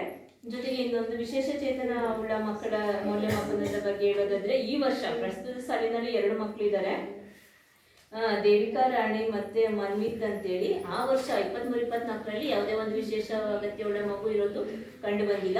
ಮಕ್ಕಳಿಗೆ ನಾವು ಕೇಳಿದ್ವಿ, ಮಕ್ಕಳಿಗೆ ಏನಾದರೂ ಸಮಸ್ಯೆ ಇದೆಯಾ ಶಾಲೆನಲ್ಲಿ, ಹೊಡಿತಾರಾ? ಇಲ್ಲ ಮೇಡಮ್, ಹೋಮ್ವರ್ಕ್ ಮಾಡ್ಕೊ ಬಂದಿಲ್ಲ ಅಂದರೆ ನಮ್ಮ ಅಮ್ಮನೇ ಹೇಳ್ತಾರೆ ಹೊಡೀರಿ ಅಂತ. ಆದರೆ ಯಾವುದೇ ಹೊಡಿತಾ ಇಲ್ಲ. ಮತ್ತು ಗುಡ್ ಟಚ್ ಬ್ಯಾಡ್ ಟಚ್ ಬಗ್ಗೆ ಒಂದು ನಿರ್ವಹಣೆ ಮಾಡ್ತಿದ್ದಾರೆ. ಅವರ ಭವಿಷ್ಯ ಹೇಗಿರಬೇಕು, ಅವ್ರು ಹೇಗೆ ಪ್ರತಿದಿನ ದಿನಚರಿಯನ್ನು ರೂಪಿಸ್ಕೋಬೇಕು ಅನ್ನೋದ್ರ ಬಗ್ಗೆ ಗುಡ್ ಟಚ್ ಬ್ಯಾಡ್ ಟಚ್ ಬಗ್ಗೆ ಮಾಹಿತಿಯನ್ನು ನೀಡ್ತಿದ್ದಾರೆ ಅಂತೇಳಿ ಶಿಕ್ಷಕರ ಮಕ್ಕಳು ಕೂಡ ಮಾಹಿತಿಯನ್ನು ನೀಡಿದ್ದಾರೆ. ಜೊತೆಗೆ ನಿಯಮಾನುಸಾರ ವಿದ್ಯಾರ್ಥಿಗಳಿಗೆ ಸಾರಿಗೆ ಭತ್ಯವನ್ನು ಮಾಡಬೇಕು ಅಂತ ನೀವು ಹೇಳ್ತಾರೆ ಮೇಡಮ್. ನೀವು 2 ಕಿಲೋಮೀಟ್ರ್ 1.5 ಕಿಲೋಮೀಟ್ರಿಂದ ಬರ್ತಿದ್ದಾರೆ, ಆದರೆ 5 ಕಿಲೋಮೀಟ್ರ್ಗಿಂತ ಹೆಚ್ಚಿನ ದೂರದಿಂದ ಬಂದರೆ ಸರ್ಕಾರದಿಂದ 6,000 ಅನುದಾನವನ್ನು ಸಾರಿಗೆ ಭತ್ಯವನ್ನು ಕೊಡಬೇಕು ಅಂತ ಇದೆ. ಆದರೆ ಯಾವುದೇ ಒಂದು ಸಾರಿಗೆ ಭತ್ಯವನ್ನು ಕೊಡ್ತಾ ಇಲ್ಲ. ಕೆಲವು ಮಕ್ಕಳು ಸ್ಥಳೀಯ ಮಕ್ಕಳು 1 ಕಿಲೋಮೀಟ್ರ್ 1.5 ಕಿಲೋಮೀಟ್ರಿಂದ ಬರ್ತಿರೋದ್ರಿಂದ ಯಾವುದೇ ಒಂದು ಖರ್ಚನ್ನು ಭರಿಸಿರೋದಿಲ್ಲ. ದೀರ್ಘಕಾಲಿಕ ಗೈರು ಹಾಜರಾಗುವ ಕುರಿತಂತೆ ಹೇಳೋದಾದರೆ, ಪ್ರತಿ ಮಗು 2023-24ರಲ್ಲಿ ಆಗ್ಬೋದು, ಈ ಪ್ರಸ್ತುತ 2 ತಿಂಗಳಾಗ್ಬೋದು, ಯಾವುದೇ ಒಂದು ಮಗು ದೀರ್ಘಕಾಲಿಕ ಗೈರು ಹಾಜರು ಅಂದರೆ 1 ವಾರ ಕಂಟಿನ್ಯೂಸ್ ಆಗಿ ರಜಾ ಆಗುವಂಥದ್ದು, ಒಂದು 5 ದಿನ ಆ ಥರ ಯಾವುದೇ ಮಗು ಕಂಡು ಬಂದಿಲ್ಲ. 1 ದಿನ 2 ದಿನ ಹುಷಾರಿಲ್ಲ ಅಂತ ಹೇಳಿದಂಥ ಸಂದರ್ಭದಲ್ಲಿ ನಾವು ಮಕ್ಕಳ ವಿಚಾರಣೆ ಮಾಡಿದಾಗ ರಜಾ ಹಾಕೊಂಡಿರೋದು ಕಂಡು ಬಂದಿದೆ. ಜೊತೆಗೆ ಶಾಲಾ ಕಟ್ಟಡ ಮತ್ತು ಪೀಠೋಪಕರಣಗಳ ಲಭ್ಯತೆ ಬಗ್ಗೆ ಹೇಳೋದಾದರೆ, ಶಾಲೆಯಲ್ಲಿ ಒಟ್ಟು ಒಂದು ನಲಿಕಲಿಗೆ ಸಂಬಂಧಪಟ್ಟಂತೆ 1 ತರಗತಿ, ಸ್ಟಾಫ್ ರೂಮು ಮತ್ತು 4-5 ಕೊಠಡಿ, 1, 6, 1, 8 ಕೊಠಡಿಗಳಿದೆ. ಅದರಲ್ಲಿ ಅಡಿಗೆ ಕೊಠಡಿ ಮಾತ್ರ ಸ್ಥಿತಿಲ ಇರೋದು ಕಂಡು ಬಂದಿದೆ. ಅದನ್ನು ಕೂಡ ನಾವು ವರದಿಯಲ್ಲಿ ಸೇರಿಸಿದ್ದೀವಿ. ಮತ್ತು ಮೂಲಭೂತ ಸೌಕರ್ಯಗಳಾದಂಥ ಶೌಚಾಲಯ ಆಗಿರ್ಬೋದು, ಕುಡಿಯೋ ನೀರಿನ ಬಗ್ಗೆ ಆಗಿರ್ಬೋದು, ಶೌಚಾಲಯಕ್ಕೆ ಸಂಬಂಧಪಟ್ಟಂತೆ 80 ಮಕ್ಕಳಿಗೆ 1 ಶೌಚಾಲಯ ನಿರ್ವಹಣೆ ಆಗಬೇಕು, ಪ್ರತ್ಯೇಕವಾದ ಗಂಡು ಮಕ್ಕಳಿಗೆ ಹೆಣ್ಮಕ್ಳಿಗೆ ಅಂತ ಇದೆ. ನಿಮ್ಮ ಶಾಲೆಯಲ್ಲಿ ಶೌಚಾಲಯದ ಕೊರತೆ ಇಲ್ಲ, ಆದರೆ 1 ಶೌಚಾಲಯ ದುರಸ್ತಿಯಲ್ಲಿದೆ ಅಂತೇಳಿ ಮುಖ್ಯ ಶಿಕ್ಷಕರು ಹೇಳಿದ್ದಾರೆ. ಅದನ್ನು ಕೂಡ ನಾವು ವರದಿಯಲ್ಲಿ ತೋರಿಸಿದ್ದೀವಿ. ಅದನ್ನು ಒಂದು ಗ್ರಾಮ ಪಂಚಾಯಿತಿ ಅನುದಾನ ಅಥವಾ ತಾಲೂಕು ಪಂಚಾಯಿತಿ ಅನುದಾನದಿಂದ ಅದನ್ನು ಖರ್ಚು ಭರಿಸಿ ಅದನ್ನು ನಿರ್ವಹಣೆ ಮಾಡಲಿಕ್ಕೆ ಅವಕಾಶ ಇದೆ. ಅದನ್ನು ನಿಮ್ಮ ಗ್ರಾಮ ಪಂಚಾಯಿತಿಯವರಿಗೆ ಅರ್ಜಿ ಕೊಡಿ ಮೇಡಮ್. ಶಿಕ್ಷಣ ಇಲಾಖೆಯಲ್ಲಿ ಯಾರಾದರೂ ಮೆಂಬರ್ಸು ನಿಂತ್ಕೊಂಡು ಮಾಡಿಸ್ಕೊಳ್ಳಿಕ್ಕೆ ಅವಕಾಶ ಇರುತ್ತೆ. ನರೇಗಾ ಯೋಜನೆಯಲ್ಲಾಗಿರ್ಬೋದು, 15 ಫೈನಾನ್ಸ್ ಯೋಜನೆಯಲ್ಲಾಗಿರ್ಬೋದು ಮಾಡ್ಬೋದು. ಮತ್ತು ಶುದ್ಧ ಕುಡಿಯುವ ನೀರಿನ ಪ್ರತಿದಿನ ನಿರಂತರ ಬಿಸಿಯೂಟ ಯೋಜನೆ ಬಗ್ಗೆ, ಶುದ್ಧ ಕುಡಿಯುವ ನೀರು ಎಷ್ಟು ಲೀಟ್ರ್ ಕೊಡ್ತಿದ್ದಾರಪ್ಪ? ಕುಡಿತೀರಾ ನೀರೆಲ್ಲರೂ? ಮನೇಲಿ ತರ್ತೀರಾ, ಇಲ್ಲೇ ಕುಡಿತೀರಾ? ಫಿಲ್ಟರ್ ನೀರು ಸಿಗುತ್ತಾ? ಕುಡಿತೀರಲ್ಲ ಎಲ್ಲರೂ? ಹಾಗಾಗಿ ನಿಮ್ಮಲ್ಲಿ ಶುದ್ಧ ಫಿಲ್ಟರ್ ನೀರು, ವಾಟರ್ ಫಿಲ್ಟರ್ ಇರೋದ್ರಿಂದ ಯಾವುದೇ ಸಮಸ್ಯೆ ಇರೋದಿಲ್ಲ. ವಿದ್ಯುತ್ ಸಂಪರ್ಕಕ್ಕೆ ಕುರಿತಂತೆ ಹೇಳೋದಾದ್ರೆ, ನಿಮ್ಮ ಎಲ್ಲ ಕೊಠಡಿಗಳಲ್ಲಿ ವಿದ್ಯುತ್ ಸಂಪರ್ಕ ಇದೆ, 1 ಕೊಠಡಿಯಲ್ಲಿ ಮಾತ್ರ ಇಲ್ಲದೆ ಇರೋದು ಕಂಡು ಬಂದಿದೆ. ಪ್ರಯೋಗಾಲಯ ಮತ್ತು ಗ್ರಂಥಾಲಯ ವಿಷಯಕ್ಕೆ ಸಂಬಂಧಪಟ್ಟಂತೆ ಈಗ ಪ್ರಯೋಗಾಲಯ ಇರಬೇಕಂತ ಇದೆ. ಈಗ ಸಾಮಾನ್ಯವಾಗಿ ಹೈಸ್ಕೂಲಲ್ಲಿ ಮಾತ್ರ ಪ್ರಯೋಗಾಲಯ ಲಭ್ಯವಿರುವಂಥದ್ದು. ಈಗ GHPS ಶಾಲೆಗಳಲ್ಲಿ ಪ್ರಯೋಗಾಲಯ ಇಲ್ಲ. ಅದಕ್ಕೆ ಸಂಬಂಧಪಟ್ಟಂತೆ ಕೆಲವು ಚಾರ್ಟ್ಗಳಾಗಿರ್ಬೋದು, ಫಾರ್ಮಲ್ಸ್ಗಳಾಗಿರ್ಬೋದು, ಮತ್ತು ಗಣಿತ ಕಿಟ್ಗಳಾಗಿರ್ಬೋದು ಇರೋದು ಕಂಡು ಬಂದಿದೆ. ಮಕ್ಕಳಿಗೆ ಮತ್ತು 7th ಮತ್ತು 6th ಮಕ್ಕಳಿಗೆ ಗಣಿತಕ್ಕೆ ಇಟ್ಕೊಳ್ಳೋದು ತುಂಬ ಮುಖ್ಯ ಆಗಿರುತ್ತೆ. ಅದನ್ನ ಚಾರ್ಟ್ಗಳನ್ನು ನಿರ್ವಹಣೆ ಮಾಡಿಕೊಂಡು ಪಾಠ ಮಾಡ್ತಿರೋದು ಮಕ್ಕಳ ಹೇಳಿಕೆಯಂತೆ ಮತ್ತೆ ದಾಖಲಾತಿಯಂತೆ ಕಂಡು ಬಂದಿದೆ. ನಿಮ್ಮ ಗ್ರಂಥಾಲಯ ವಿಷಯಕ್ಕೆ ಸಂಬಂಧಪಟ್ಟಂತೆ 3480 ಪುಸ್ತಕಗಳು ಗ್ರಂಥಾಲಯದಲ್ಲೂ ಲಭ್ಯವಿದೆ. ಅದು ಮಕ್ಕಳು ಇಷ್ಟಪಡುವಂತ ರಾಷ್ಟ್ರಕವಿದಾಗಿರ್ಬೋದು, ಮತ್ತೆ ಸುಭಾಷ್ ಚಂದ್ರ ಬೋಸ್ ಆಗಿರ್ಬೋದು, ತೆನಾಲಿ ರಾಮಕೃಷ್ಣ ಆಗಿರ್ಬೋದು, ಅವರ ಒಂದು ಇಷ್ಟಪಡುವಂತ ಬುಕ್ಸ್ಗಳನ್ನ ಮಕ್ಕಳಿಗೆ ಪ್ರತಿ 15 ದಿನಕ್ಕೊಮ್ಮೆ ವಿತರಣೆ ಮಾಡ್ತಿರೋದು ಕಂಡು ಬಂದಿದೆ. ಪೋಷಕರ ಸಭೆ ಯಾವುದೇ ಒಂದು ಸರ್ಕಾರದ ಅನುದಾನ ಬಂದಂತಹ ಅನುದಾನ ಯಾವ್ಯಾವುದಕ್ಕೆ ಖರ್ಚು ನಿರ್ವಹಣೆ ಮಾಡಬೇಕು, ಜೊತೆಗೆ ಏನೆಲ್ಲ ದಾಖಲಾತಿಗಳನ್ನ ನಿರ್ವಹಣೆ ಮಾಡಬೇಕು, ಒಂದು ಶೈಕ್ಷಣಿಕ ವರ್ಷ ಪ್ರಾರಂಭವಾಗುವ ಮುನ್ನ ಆಗಿರ್ಬೋದು, ಅಥವಾ ಒಂದು ಗಣರಾಜ್ಯೋತ್ಸವ ಬಗ್ಗೆ ಆಗಿರ್ಬೋದು, ಒಂದು ಪರೀಕ್ಷೆ ಹೇಗೆ ಮಾಡಬೇಕು ನಿರ್ವಹಣೆ ಮಾಡಬೇಕು ಅನ್ನೋದ್ರ ಬಗ್ಗೆ STMC ಸಭೆಯನ್ನ ಮಾಡಿರ್ತಕ್ಕಂಥದ್ದು ಒಂದು ವರ್ಷದಲ್ಲಿ 13/2/2021, ಜೊತೆಗೆ 31/5/2023, 12/8/2023, 13/9/2023 ಒಂದು STMC ಸಭೆಯನ್ನ ಕರೆದು STMC ಅವರ ಅಧ್ಯಕ್ಷತೆಯಲ್ಲಿ ಈ ಸಭೆಯನ್ನ ಮಾಡಿರೋದು ದಾಖಲಾತಿಯಂತೆ ಕಂಡು ಬಂದಿದೆ. ಕ್ರೀಡೆ ಮತ್ತು ಕ್ರೀಡಾ ಪರಿಕರಗಳ ಬಗ್ಗೆ ಹೇಳೋದಾದ್ರೆ ಮಕ್ಕಳು ಇಷ್ಟಪಡುವಂತ ಕ್ರಿಕೆಟ್ ಆಗಿರ್ಬೋದು, ವಾಲಿಬಾಲ್ ಆಗಿರ್ಬೋದು, ಚೆಸ್ ಆಗಿರ್ಬೋದು, ರಿಂಗ್ ಆಗಿರ್ಬೋದು, ಮಕ್ಕಳಿಗೆ ಇಷ್ಟಪಡುವಂತ ಎಲ್ಲ ಆಟ ಸಾಮಾನುಗಳನ್ನ ಶಿಕ್ಷಕರು ಕೊಡ್ತಾ ಇರೋದು ಮಕ್ಕಳ ಹೇಳಿಕೆ ಅಂತ ಕಂಡು ಬಂದಿದೆ. ಅದಕ್ಕೆ ಒಂದು ಖರೀದಿ ಮಾಡ್ಲಿಕ್ಕೆ ಯಾವುದೇ ಒಂದು ಆ ವರ್ಷದಲ್ಲಿ ಯಾವುದೇ ಅನುದಾನ ಬಂದಿರೋದಿಲ್ಲ. ಹಿಂದೆ ಏನು ಅನುದಾನ ಬಂದಿತ್ತು ಅದರಲ್ಲಿ ಮಾತ್ರ ಪರ್ಚೇಸಿಂಗ್ ಮಾಡಿಕೊಂಡು ಬಳಕೆ ಮಾಡ್ತಿರೋದು ಕಂಡು ಬಂದಿದೆ. ಈಗ ಮೊದಲೇ ಹೇಳಿದಾಗೆ 1/4/2023ರಿಂದ 31/3/2024 ಸಮಗ್ರ ಶಿಕ್ಷಣ ಯೋಜನೆಗೆ ಬಂದಿರುವಂತಹ ಅನುದಾನ 71,726 ರೂಪಾಯಿ ಅನುದಾನ ಬಂದಿದೆ. ಅದಕ್ಕೆ ಸಂಬಂಧಪಟ್ಟಂತೆ ಖರ್ಚು ಮಾಡಿರ್ತಕ್ಕಂಥದ್ದು ಸುವರ್ಣ ಸಂಸ್ಥೆಗೆ 12,820 ರೂಪಾಯಿ ಖರ್ಚು ಮಾಡಿದ್ದಾರೆ. ಯಾವುದೇ ಒಂದು 3 ಅಂಗಡಿ ಕೊಟೇಶನ್ನ ಕರೆದು ಯಾವುದು ಉತ್ತಮ ಗುಣಮಟ್ಟದ ಶೂ ಇದೆ, ಉದಾಹರಣೆಗೆ ಒಂದು 300 ರೂಪಾಯಿ, 200 ರೂಪಾಯಿ, 100 ರೂಪಾಯಿ ಅಂತ ಕೊಟೇಶನ್ನ ಕರೀತಾರೆ. ಆ ಕೊಟೇಶನ್ನ ಕರೆದು ಉತ್ತಮ ಗುಣಮಟ್ಟದಿಂದ 100 ರೂಪಾಯಿಗೆ ಸಿಗದ್ರೆ, ಕ್ವಾಲಿಟಿ ಚೆನ್ನಾಗಿದ್ರೆ ಅಂಗಡಿ ಒಂದು ಕೊಟೇಶನ್ನ ಅವರು ತಗೊಂಡು ಆ ಅಂಗಡಿನಲ್ಲಿ ಶೂ ಅನ್ನ ಖರೀದಿ ಮಾಡಿ ಕೊಟ್ಟಿರುವಂತದ್ದು ದಾಖಲಾತಿಯಂತೆ ಕಂಡು ಬಂದಿದೆ. ಜೊತೆಗೆ ಗ್ರೀನ್ ಬೋರ್ಡ್ಗೆ ಕೊಟ್ಟಿರುವಂತದ್ದು, ಜೊತೆಗೆ ಕುಡಿಯುವ ನೀರು ನಿರ್ವಹಣೆ, ಶೌಚಾಲಯ ಖರ್ಚು ಮಾಡಿರುವಂಥದ್ದು. ಈಗ ಶೌಚಾಲಯಕ್ಕೆ ಸಂಬಂಧಪಟ್ಟಂತೆ ಸ್ವಚ್ಛತೆಗಾರರಿಗೆ ಖರ್ಚಾಗುವಂಥದ್ದು, ಶಾಲೆಗಳಿಗೆ ಒಂದು ಐಟಮ್ಸ್ಗಳನ್ನು ತರುವಂಥದ್ದು, ಅದಕ್ಕೆ ಖರ್ಚು ಮಾಡಿರುವಂಥದ್ದು 70,876 ರೂಪಾಯಿ ಖರ್ಚು ಮಾಡಿದ್ದಾರೆ. ಇನ್ನು 850 ರೂಪಾಯಿ ಆ ಒಂದು ವರ್ಷದಲ್ಲಿ ಅವರ ಖಾತೆಯಲ್ಲಿ ಇರುವಂತಹದ್ದು. ಅದಕ್ಕೆ ಸಂಬಂಧಪಟ್ಟಂತ ಬಿಲ್ಗಳನ್ನ ನಮ್ಮ ಸಾಮಾಜಿಕ ಪರಿಶೋಧನೆಗೆ ಹಾಜರುಪಡಿಸಿದ್ದಾರೆ. ಜೊತೆಗೆ ಸೇತುಬಂಧ FLN ಕಾರ್ಯಕ್ರಮವನ್ನ ಮಾಡ್ಬೇಕಂತ ಇದೆ. ಜೂನ್ ತಿಂಗಳಲ್ಲಿ ಕ್ರಿಯಾ ಯೋಜನೆಯನ್ನ ತಯಾರಿಸ್ಕೊಡ್ತಾರೆ. ಮಕ್ಕಳು ಏನು ಈಗ ಮೇ ತಿಂಗಳು ಅಡ್ಮಿಷನ್ ಮಾಡ್ಕೊಂಡಂತ ಸಂದರ್ಭದಲ್ಲಿ ಎಲ್ಲವನ್ನ ಮರ್ತಿರ್ತಾರೆ. ಒಂದೂವರೆ ತಿಂಗಳು ರಜೆ ಕೊಟ್ಟಿದ್ದಂತ ಸಂದರ್ಭದಲ್ಲಿ ಎಲ್ಲರೂ ಅವರು ಪೇರೆಂಟ್ಸ್ ಮನೆಗೆ ಆಗಿರ್ಬೋದು, ಎಲ್ಲರೂ ಹೊರಗಡೆ ಸುತ್ತಾಡಿ ಮರ್ತಿರ್ತಾರೆ. ಅಂತ ಸಂದರ್ಭದಲ್ಲಿ ಮಕ್ಕಳಿಗೆ ಪುನರ್ಮನನವನ್ನ ಮಾಡಬೇಕು, FLN ಬುನಾದಿ ಸಾಕ್ಷರತೆಯನ್ನ ಮಾಡಬೇಕು ಅಂತ ಇದೆ. ಅದಕ್ಕೆ ಸಂಬಂಧಪಟ್ಟಂತೆ ಶುದ್ಧ ಓದು, ಶುದ್ಧ ಬರಹ, ಮತ್ತೆ ಕಾಗುಣಿತ, ಮತ್ತೆ ಕನ್ನಡ ಒತ್ತಕ್ಷರಗಳು, ದೀರ್ಘಾಕ್ಷರಗಳನ್ನ ಮಾಡಿಸ್ಬೇಕು ಅಂತ ಇದೆ. ಅದಕ್ಕೆ ಸಂಬಂಧಪಟ್ಟಂತೆ ಗಣಿತದ ದಾಖಲಾತಿಯನ್ನು ನೋಡಿದಾಗ ಚೆನ್ನಾಗಿ ನಿರ್ವಹಣೆ ಮಾಡಿದ್ದಾರೆ. ಕನ್ನಡಕ್ಕೆ ಒಂದು ಸ್ವಲ್ಪ ನಿರ್ವಹಣೆ ಮಾಡಬೇಕು. ಎಲ್ಲ ಮಕ್ಕಳು ಸ್ವಲ್ಪ ಡಲ್ ಇದ್ದಾರೆ. ನಾನು ದಾಖಲಾತಿಯನ್ನ ಗಮನಿಸಿದ ಅಂಶಗಳಲ್ಲಿ ಇನ್ನೂ ಚೆನ್ನಾಗಿ ಓದಿಸಿ ಅಂತ. ಯಾಕಂದ್ರೆ ಪೇರೆಂಟ್ಸು ಕೂಡ ತುಂಬಾ ಮುಖ್ಯ ಆಗಿರ್ತಾರೆ. ಶಿಕ್ಷಕರು ಒಂದು 9ರಿಂದ 4:30 ತನಕ ನೋಡ್ಕೋಬಹುದು. ಇನ್ನು ಉಳಿದಂತ ಸಮಯ ಎಲ್ಲ ಮನೆಯಲ್ಲೇ ಕಳೆಯೋದ್ರಿಂದ ಪೋಷಕರು ಮಕ್ಕಳಿನ ಬಗ್ಗೆ ಹೆಚ್ಚಿನ ಒಂದು ಆಸಕ್ತಿನ ವಹಿಸಿ. ಯಾಕಂದ್ರೆ ನಾನು ನಿನ್ನೆ ಹೋಗಿರೋ ಶಾಲೆಗೂ ಇವತ್ತು ಬಂದಿರೋ ಶಾಲೆಗೂ ತುಂಬಾ ಡಿಫ್ರೆನ್ಸ್ ಇದೆ. ಯಾಕಂದ್ರೆ ಎಲ್ಲ ಅಲ್ಲಿ FNL ನಲ್ಲಿ ಎಲ್ಲ ಗುಡ್ ಅಂತ 2 ತಿಂಗಳಿಗೆ ಹಾಕಿಸ್ಕೊಂಡಿದ್ದಾರೆ ಮಕ್ಕಳು. ಇಲ್ಲಿ ನೋಡಿದಂತ ಸಂದರ್ಭದಲ್ಲಿ ಸ್ವಲ್ಪ ಕನ್ನಡದಲ್ಲಿ ಡಲ್ ಇದ್ದಾರೆ. ಅವರು ಚೆನ್ನಾಗಿ ನಿರ್ವಹಣೆ ಮಾಡಿ ಇವರು ಶಾಲೆಯಲ್ಲಿ ಏನ್ ಮಾಡಿದ್ರು ಪ್ರತಿದಿನ, ಜೊತೆಗೆ ಏನು ಹೋಮ್ವರ್ಕ್ ಕೊಟ್ಟಿದ್ರು ಅಂತ ಪೋಷಕರು ಕೂಡ ಗಮನಿಸ್ಬೇಕು. ಯಾಕಂದ್ರೆ ಚಿಕ್ಕವರಿಂದನೇ ನಾವು ಫಾಲೋ ಅಪ್ ಮಾಡಿದ್ರೆ ಅವರು PUC ಮತ್ತೆ ಡಿಗ್ರಿ ಕಂಪ್ಲೀಟ್ ಮಾಡೋದ್ರೊಳಗಡೆ ಅವರು ತುಂಬಾ ತಂದೆ ತಾಯಿಗಳು ಹೇಳ್ದಾಗೆ ಕೇಳುವಂತ ಮನೋಭಾವ ಇರ್ಬೋದು. ಈಗ ನೀವೇನು ಕೇಳಿಲ್ಲ ಅಂತಂದ್ರೆ ಅವ್ರು ನಮ್ಮ ಅಪ್ಪ ಅಮ್ಮ ಏನು ಕೇಳಲ್ಲ ಅನ್ನೋ ಮನಸ್ಥಿತಿ ಇರ್ಬೋದು. ಆ ರೀತಿನೂ ಇರುತ್ತೆ. ಯಾಕಂದ್ರೆ ನನ್ನಲ್ಲಿ ಒಂದು ರಿಕ್ವೆಸ್ಟ್ ಅಂದ್ರೆ, ನಾವು ಮಕ್ಕಳನ್ನ ಹೇಗ್ ಬೆಳೆಸ್ತೀವಿ, ನಮ್ಗೆ ಅವರೇ ಒಂದು ಆಸ್ತಿ ಅಲ್ವಾ. ನಾವ್ ಎಷ್ಟೇ ಹಣ ಮಾಡಿದ್ರು ಅದು ಬೆಲೆ ಇರಲ್ಲ. ನಮ್ಮ ಮಕ್ಕಳೇ ನಮ್ಗೆ ಆಸ್ತಿ ಆಗಿರ್ತಾರಲ್ಲ, ಅದು ಒಂದು ಆಸ್ತಿನ ನೀವು ಜೋಪಾನವಾಗಿ ಕಾಪಾಡಬೇಕು. ಯಾಕಂದ್ರೆ ಅವರಿಗೂ ವಿದ್ಯೆ ಕೂಡ ತುಂಬಾ ಮುಖ್ಯ ಆಗಿರುತ್ತೆ. ನಾವೇನೇ ಹಣೆ ಮಾಡಿದ್ರೆ ಕಳ್ಕೋಬಹುದು, ವಿದ್ಯೆನ ಯಾವತ್ತೂ ಆಸ್ತಿಯಾಗಿ ಕಳೆಯಕ್ಕಾಗಲ್ಲ. ಅವರ ಜೀವನವನ್ನಾಗ್ಲಿ, ಅವ್ರ ಭವಿಷ್ಯವನ್ನಾಗ್ಲಿ, ಶಿಕ್ಷಣನೇ ಕಾಪಾಡುವಂಥದ್ದು. ಅವ್ರು ಎಲ್ಲೇ ಹೋಗ್ಲಿ ವಿದ್ಯೆ ಇಲ್ಲ ಅಂದ್ರೆ ಅವ್ರು ಏನು ಮಾಡೋಕ್ಕಾಗಲ್ಲ. ಹಣ ಇರ್ಬೋದು, ವಿದ್ಯೆ ಇರ್ಬೇಕಲ್ಲ. ವಿದ್ಯಾ ಬುದ್ಧಿ ಇದ್ರೆ ಅವ್ರು ಎಲ್ಲಿ ಬೇಕಾದ್ರೂ ಜಯಿಸ್ಬೋದು, ರಾಜ್ಯದಲ್ಲಿ ಒಳ್ಳೆ ಪ್ರಜೆ ಆಗ್ಬೋದು ಅವರು. ಈ ಮಕ್ಕಳು ಈಗ ಇವತ್ತಿನ ಪ್ರಜೆಗಳು ಇವತ್ತಿನ ಮಕ್ಕಳು ನಾಳೆಯಿಂದ ಪ್ರಜೆಗಳಾಗ ಅವರೇ ಒಂದು MLA ಆಗಿರ್ಬೋದು. ಈಗ ದರ್ಶನ ಪುಟ್ಟಣ್ಣಯ್ಯ ಅವರು ನಿಮ್ಮ ಗ್ರಾಮಕ್ಕೆ ಬಂದಿದ್ದಾರಲ್ಲ, ಅವ್ರಿಗೂ ಆ ಯೋಗ ಯೋಗ ವಿದ್ಯಾಭ್ಯಾಸ ಕಲಿತು ಅವರು ಒಂದು ಪೊಸಿಷನ್ ಬಂದರೆ ಅವರು ಕೂಡ ಆ ಸ್ಥಾನವನ್ನು ಗಳಿಸ್ಬೋದು. ಅದಕ್ಕೆಲ್ಲ ಏನು ಬೇಕು? ಶಿಕ್ಷಣ ಬೇಕು. ಶಿಕ್ಷಣಕ್ಕೆ ನಾವು ಜೊತೆಗೆ ಶಿಕ್ಷಕರು, ತಂದೆ ತಾಯಿಗಳು ಕೂಡ ಪ್ರೋತ್ಸಾಹ ಕೊಡಬೇಕು. ಏಕೆಂದರೆ ಮಕ್ಕಳಿರೋದ್ರಿಂದನೇ ತಂದೆ ತಾಯಿಗಳು ಇರೋದ್ರಿಂದನೇ ಮಕ್ಕಳು ಬಂದಿರೋದು, ಮಕ್ಕಳಿರೋದ್ರಿಂದನೇ ಶಿಕ್ಷಕರು ಬಂದಿರೋದು. ಇಲ್ಲಿವರೆಗೆ ಶಿಕ್ಷಕರು ಇರೋದನ್ನ ಏನು ನಿರ್ವಹಣೆ ಮಾಡಿದ್ದಾರೆ ಅಂತ ನಾವು ಬಂದಿದ್ದೀವಿ. ನಾವು ಹೇಗೆ ಆಡಿಟ್ ಮಾಡಿದ್ದೀವಿ ಅಂತ ನೋಡಲಿಕ್ಕೆ ತಾಲೂಕು ಮಟ್ಟದ ಅಧಿಕಾರಿಗಳು ಬಂದಿರ್ತಾರೆ. ಹಾಗೆ ಒಂದು ಲಿಂಕ್ ಇರುತ್ತಲ್ಲ, ಹಾಗೇನೆ ಎಲ್ಲರೂ ತಂದೆ ತಾಯಿ ಕೂಡ ಅವರ ಒಂದು ಶಿಕ್ಷಣಕ್ಕೆ ಹೆಚ್ಚಿನ ಒಂದು ಆದ್ಯತೆಯನ್ನು ಕೊಡಬೇಕು ಅನ್ನೋದು ನಮ್ಮ ಉದ್ದೇಶ ಆಗಿರುತ್ತೆ. ಜೊತೆಗೆ ಕ್ಲಸ್ಟರ್ ಸಂಪನ್ಮೂಲ ವ್ಯಕ್ತಿಗಳು ಆ ಒಂದು ವರ್ಷದಲ್ಲಿ ನಾವೆಲ್ಲರೂ ನೋಡಿದ್ರು ಕೂಡ ಶಿಕ್ಷಣ ಇಲಾಖೆಯಲ್ಲೂ ಕೂಡ ಅಧಿಕಾರಿಗಳು ಬಂದು ಅಲ್ಲಲ್ಲೇ ಚೆಕ್ ಮಾಡ್ತಾ ಹೋಗ್ತಾರೆ, ವರದಿಯಲ್ಲಿ ಎಂಟ್ರಿ ಮಾಡ್ತಿರ್ತಾರೆ. ಯಾವ್ದು ಕಡಿಮೆ ಇದೆ, ಯಾವ್ದು ಜಾಸ್ತಿ ಆಗ್ತಿದೆ, ಯಾವ್ದು ನಿರ್ವಹಣೆ ಆಗಿಲ್ಲ, ದಾಖಲಾತಿ ಆಗಿರ್ಬೋದು, ಮಕ್ಕಳ ಒಂದು ಅಂಕಿಅಂಶಗಳಾಗಿರ್ಬೋದು, ಮೂಲಭೂತ ಸೌಕರ್ಯಗಳಾಗಿರ್ಬೋದು, ಯಾವುದೇ ಒಂದು ಮಕ್ಕಳಿಗೆ ಕೊರತೆ ಬರಬಾರ್ದು. ಯಾಕಂದರೆ ಒಂದು ನಿರಂತರ ಬಿಸಿಯೂಟ ಯಾಕೆ ಕೊಡ್ತಿದೆ ಅಂದರೆ, ಇದನ್ನ ಕಾಲದಲ್ಲಿ ನಾವು ಓದಿದಾಗ ಬಿಸಿಯೂಟ ಯೋಜನೆ ಇರಲಿಲ್ಲ. ನಾವು ಒಂದೊಂದ್ಸರಿ ಬೆಳಗ್ಗೆ ಹೊತ್ತು ತಿಂಡಿ ತಿನ್ನೋಕ್ಕಾಗಿಲ್ಲ ಅಂದರೆ ಶಾಲೆ ಮಧ್ಯಾಹ್ನ ಊಟ ಕೊಡ್ತಾರೆ ಅನ್ನೋದು ಯೋಜನೆ ಇರಲಿಲ್ಲ.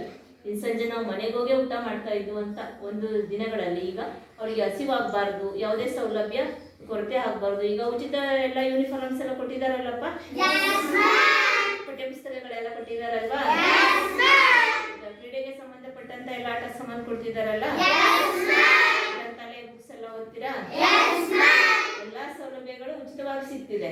ಈಗ ಪ್ರೈವೇಟ್ ಸ್ಕೂಲಿಗೆ ಸೇರಿಸಿದ್ರೆ ನಾವೆಲ್ಲಕ್ಕೂ ಡೊನೇಷನ್ ಕಲೆಕ್ಟ್ ಮಾಡ್ತಾರೆ, ಕರ್ಕೊಂಡು ಹೋಗೋಕೆ ಕಲೆಕ್ಟ್ ಮಾಡ್ತಾರೆ. ಮತ್ತೆ ಏನಾದ್ರು ಸ್ಪೆಷಲ್ ಬುಕ್ಸ್ಗಳು ಏನಾದ್ರು ಅವ್ರು ಆ್ಯಡ್ ಮಾಡಿದ್ರೆ ನಾವೇ ಅಮೌಂಟ್ ಕೊಡಬೇಕು. ಈಗ ಇಲ್ಲಿ ಸರ್ಕಾರದಲ್ಲಿ ಎಲ್ಲ ಉಚಿತವಾಗಿ ಕೊಡ್ತಾ ಇರೋದ್ರಿಂದ ಅದನ್ನ ನಾವು ಬಳಕೆ ಮಾಡ್ಕೋಬೇಕು ಅನ್ನೋದು ನಮ್ಮ ಉದ್ದೇಶ ಆಗಿರುತ್ತೆ. ಈಗ ಕ್ಲಸ್ಟರ್ ಸಂಪನ್ಮೂಲ ವ್ಯಕ್ತಿಗಳು ಕೂಡ ಮತ್ತೆ BO ಮತ್ತೆ BRCಗಳು ಕೂಡ ಬಂದಿದ್ದಾರೆ. ಸೌಭಾಗ್ಯ ಮೇಡಮ್ ಮತ್ತೆ ಹಂಜುಮ್ ಅವರು ಕೂಡ ಬಂದಿರುವಂಥದ್ದು, ಉಮಾದೇವಿ ಅವರು ಬಂದಿರುವಂಥದ್ದು. ಅವರು ಬಂದು ಈ ಪ್ರತಿಭಾ ಕಾರಂಜಿಗಳ ಬಗ್ಗೆ ಒಂದು ಆಗಿರ್ಬೋದು, ಮಕ್ಕಳ ವೇಳಾಪಟ್ಟಿ ಬಗ್ಗೆ ಆಗಿರ್ಬೋದು, ಶಾಲೆಯ ಸ್ವಚ್ಛತೆ ಬಗ್ಗೆ ಆಗಿರ್ಬೋದು, ಅಡುಗೆ ಸ್ವಚ್ಛತೆ ಬಗ್ಗೆ ಆಗಿರ್ಬೋದು, ಎಲ್ಲವನ್ನ ನಿರ್ವಹಣೆ ಮಾಡಿದಾರ.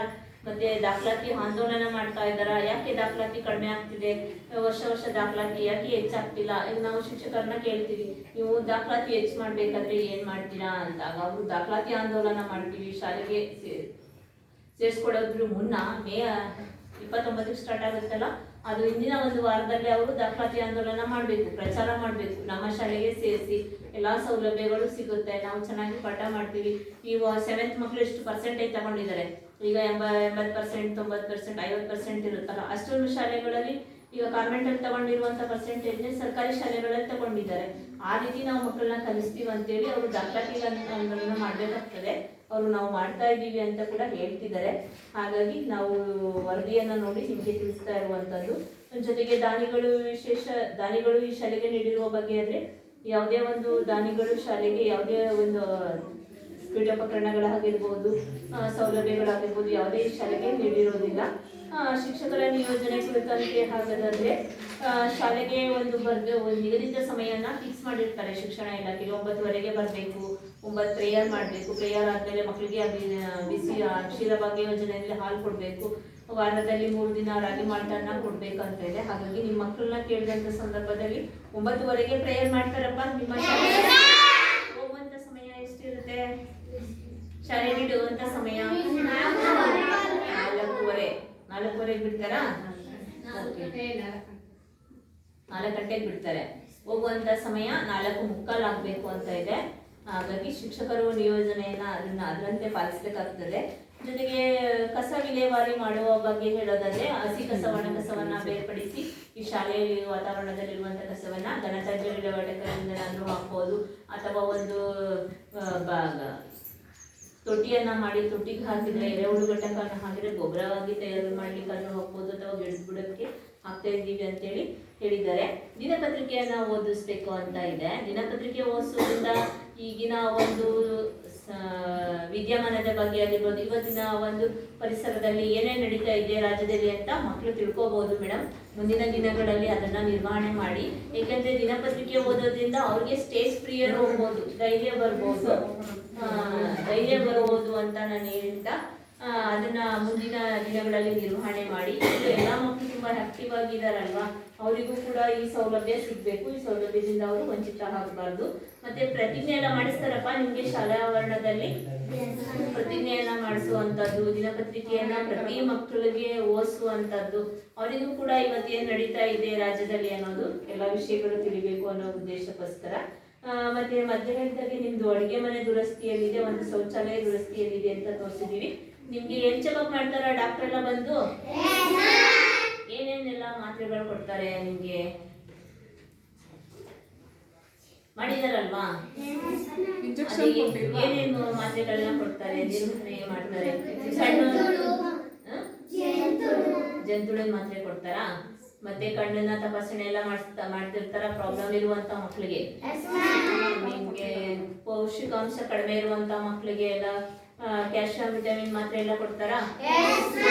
ಎಷ್ಟು ದಿನಕ್ಕೊಂದ್ಸರಿ ಬರ್ತಾರೆ ಡಾಕ್ಟ್ರು ಅಥವಾ ಅಂಗನವಾಡಿ ಆಶಾ ಕಾರ್ಯಕರ್ತರೆಲ್ಲ ಬರ್ತಾರಾ ನಿಮ್ಮ ಶಾಲೆಗೆ? ಬಂದಿದ್ದಾರಾ? ಆಶಾ ಕಾರ್ಯಕರ್ತರು ಯಾರು ಬರಲ್ವಾ? ಓಕೆ. ಡಾಕ್ಟ್ರು ಬರ್ತಾರಲ್ವಾ? ಅದ್ರ ಬಂದಿರುವಂತ ದಿನಾಂಕ 7, 11, 23, 29, 8, 23ರಂದು ತಾರಾ ಅವರು ಬಂದಿದ್ದಾರೆ, ದೀಪ್ತಿ ಅವರು ಬಂದಿದ್ದಾರೆ, ರೋಹಿಣಿ ಅವರು ಬಂದಿದ್ದಾರೆ. ನರ್ಸ್ ಬಂದು ಅವರಿಗೆ ಒಂದು ತಪಾಸಣೆಯನ್ನ ಮಾಡಿರೋದು ದಾಖಲಾತಿಯಂತೆ ಕಂಡು ಬಂದಿದೆ. ನೀವೆಲ್ಲರೂ ಸಂಭ್ರಮ ಶನಿವಾರ ಮಾಡ್ತೀರಲ್ವಾ? ಆರೋಗ್ಯದ ಶೈಲಿ ಹೇಗಿರ್ಬೇಕು ಅನ್ನೋದ್ರ ಬಗ್ಗೆ ಆಗಿರ್ಬೋದು, ಅಥವಾ ವಿಶೇಷ ಚೇತನರ ಬಗ್ಗೆ ಆಗಿರ್ಬೋದು, ರಸ್ತೆ ಸುರಕ್ಷತೆಯ ಬಗ್ಗೆ ಆಗಿರ್ಬೋದು, ರಸ್ತೆ ದಾಟುವಾಗ ನೀವು ಹೇಗೆ ಸುರಕ್ಷಿತವಾಗಿ ಮುನ್ನೆಚ್ಚರಿಕೆ ಕ್ರಮವನ್ನ ವಹಿಸ್ಬೇಕು ಅಂತ ಎಲ್ಲ ಅರಿವು ಮೂಡಿಸ್ತಾರಲ್ವಾ? ಅದೆಲ್ಲ ಪ್ರಾಜೆಕ್ಟ್ ತರ ಮಾಡ್ತೀರಾ? ನಿಮ್ಮ ಮೇಡಮ್ ಒಂದೆರಡು ತೋರಿಸಿದ್ರು ನನಗೆ, ಅದರಲ್ಲಿ ತೆಗೆದು ಅಣಿಸಿರುವಂತದ್ದು ರಸ್ತೆ ದಾಟುವ ಸುರಕ್ಷತೆ ಬಗ್ಗೆ ಹೇಗ್ ಮಾಡ್ತೀರಿ ಅಂತೇಳಿ. ಮಾಡ್ತೀರಲ್ಲ ಪ್ರಾಜೆಕ್ಟು? ಮುಂದಿನ ವರ್ಷದಲ್ಲೂ ಎಲ್ಲರೂ ಕೂಡ ಭಾಗವಹಿಸ್ಬೇಕು ಅದರಲ್ಲಿ. ಸ್ವಚ್ಛತೆ ಬಗ್ಗೆ ಆಗಿರ್ಬೋದು, ಘನತ್ಯಾಜ್ಯ ನಿರ್ವಹಣೆ ಹೇಗ್ ಮಾಡ್ತೀರಿ, ಶಾಲಾ ಸ್ವಚ್ಛತೆ ಹೇಗ್ ಮಾಡ್ತೀರಿ. ನಿಮ್ಮಲ್ಲಿ ಮಂತ್ರಿಮಂಡಲ ಮಾಡ್ಕೊಂಡಿದ್ದೀರಲ್ವಾ? ಮುಖ್ಯಮಂತ್ರಿ ಯಾರು? ದರ್ಶನ. ಎಲ್ಲ 7th 8th ಅವರು ಇದ್ದಾರಾ? 6th 7th ಇದ್ದೀರಾ? ಈಗ 5th ಅಲ್ಲಿ ಯಾರು ಆಗಿಲ್ವಾ? 4th ಅಲ್ಲಿ ಎಲ್ಲ 6th 7th ಅವರೇನಾ ಮೇಡಮ್?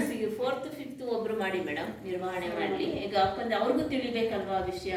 4th ಇಂದಾನೇ ಆಗ್ತದೆ, 3 ಇಲ್ಲಿ ಆಗಲ್ಲ. 4th 5th 6th 7th ಅಲ್ಲಿ ನಿರ್ವಹಣೆ ಮಾಡಿ. ನೆಕ್ಸ್ಟ್ ಹೊಟ್ಟೋಗ್ಬಿಡ್ತಾರಲ್ಲ ದುಡ್ಡಕ್ಕೆ ಅಂದ್ಬಿಟ್ಟು ಅವರಿಗೆ ಅಲ್ಲ, ಹೊಟ್ಟೋದ್ರೂ ಇರೋರಿಗೆ ಅವ್ರು ಪ್ರಿಪೇರ್ ಆಗ್ಬೇಕಲ್ಲ. ಹೋಗೋರು ಕಲ್ತ್ಕೊಂಡು ಹೋಗ್ತಾರೆ, ಇರೋರು ಕಲಿಬೇಕಲ್ಲ.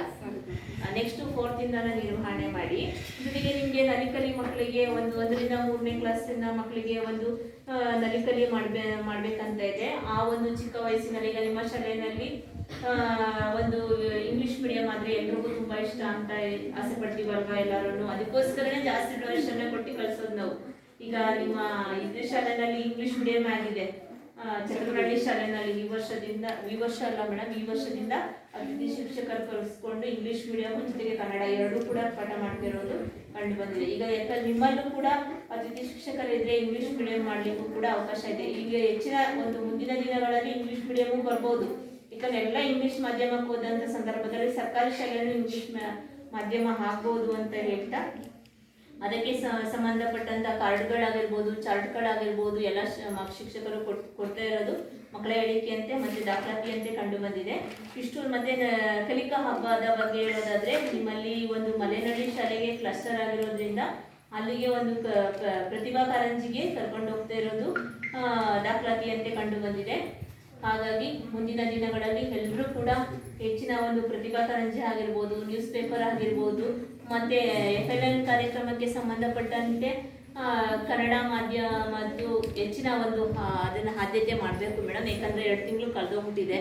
2 ತಿಂಗಳು ಕಳೆದಿರೋದನ್ನ ಅವ್ರಿಗೆ ನಾವೇನಂದರೆ ಚಿಕ್ಕ ವಯಸ್ಸಿನಿಂದನೇ ಅವ್ರಿಗೆ ಒತ್ತಕ್ಷರ ಏನು, ದೀರ್ಘಾಕ್ಷರ ಅಂದ್ರೇನು, ಸ್ಪಷ್ಟವಾಗಿ ಮಾತಾಡೋದು ಅಂದ್ರೇನು, ಅವ್ರು ಇಂಗ್ಲೀಷ್ನ ಹೇಗೆ ಉಚ್ಚಾರಣೆ ಮಾಡಬೇಕು ಅದನ್ನೆಲ್ಲಾನು ಇವಾಗನೇ ಕಲಿಸಿದ್ರೆ ಅವ್ರಿಗೆ ಒಂದು ಭವಿಷ್ಯ ಆಗುತ್ತೆ ಮೇಡಮ್. ಯಾಕಂದ್ರೆ 2 ವರ್ಷ ಅವ್ರಿಗೆ ನಿರ್ವಹಣೆ ಕಡಿಮೆ ಆಗ್ಬಿಟ್ಟಿದೆ. ಈ ದಿನಗಳಿಂದನಾದ್ರೂ ನೀವು ಕಂಟಿನ್ಯೂ ಮಾಡಿ. ನಾವು ಅದನ್ನು ಕೂಡ ವರದಿನಲ್ಲಿ ತೋರಿಸಿದ್ದೀವಿ. ಯಾಕಂದ್ರೆ ಆ ರೀತಿ, ಯಾಕಂದ್ರೆ ಈಗ ನಾವೇನು ಕಳಿಸ್ತೀವಿ ಮಕ್ಳಿಗೆ ಅದೇ ಒಂದು ಆಸ್ತಿ. ಯಾಕಂದ್ರೆ ನಾವು ಶಿಕ್ಷಕರನ್ನ ನಂಬಿ ಕಳಿಸಿರ್ತೀವಿ. ನಮಗೆ ಟೀಚರ್ ಹೇಳ್ತಾ ಇದ್ರು ಆ ಶಾಲೆನಲ್ಲಿ, ಮೇಡಮ್ ನಾವು ಹೇಳ್ಕೊಟ್ಟಿಲ್ಲ ಅಂತ ಹೇಳ್ಬಿಟ್ಟು ಮಕ್ಕಳು ಶಿಕ್ಷಕರಿಗೆ ಹೋಗಿ ಫೋನ್ ಮಾಡಿಸ್ತಾರೆ, ಹೇಳ್ಕೊಡಕ್ಕಿಲ್ವೇನ್ರಿ ನೀವು ಅಂತ ಕೇಳ್ತಾ ಇದ್ರಂತೆ. ಈಗ ತಂದೆ ತಾಯಿಗಳಿಗೆ ಒಂದೊಂದು ಕ್ವಶನ್ ಅರ್ಥ ಆಗಲ್ಲ. ಆಗ ನಿಮ್ಮ ಮೇಡಮ್ನೇ ಕೇಳಿ, ಅದನ್ನು ಕೂಡ ಮಕ್ಕಳು ಬಂದು ಶಿಕ್ಷಕರಿಗೆ ಹೇಳಿದ್ದಾರೆ ಆ ಶಾಲೆನಲ್ಲಿ. ಅದನ್ನ ಹೇಳ್ತಾ ಇದ್ರು ಪೋಷಕರು.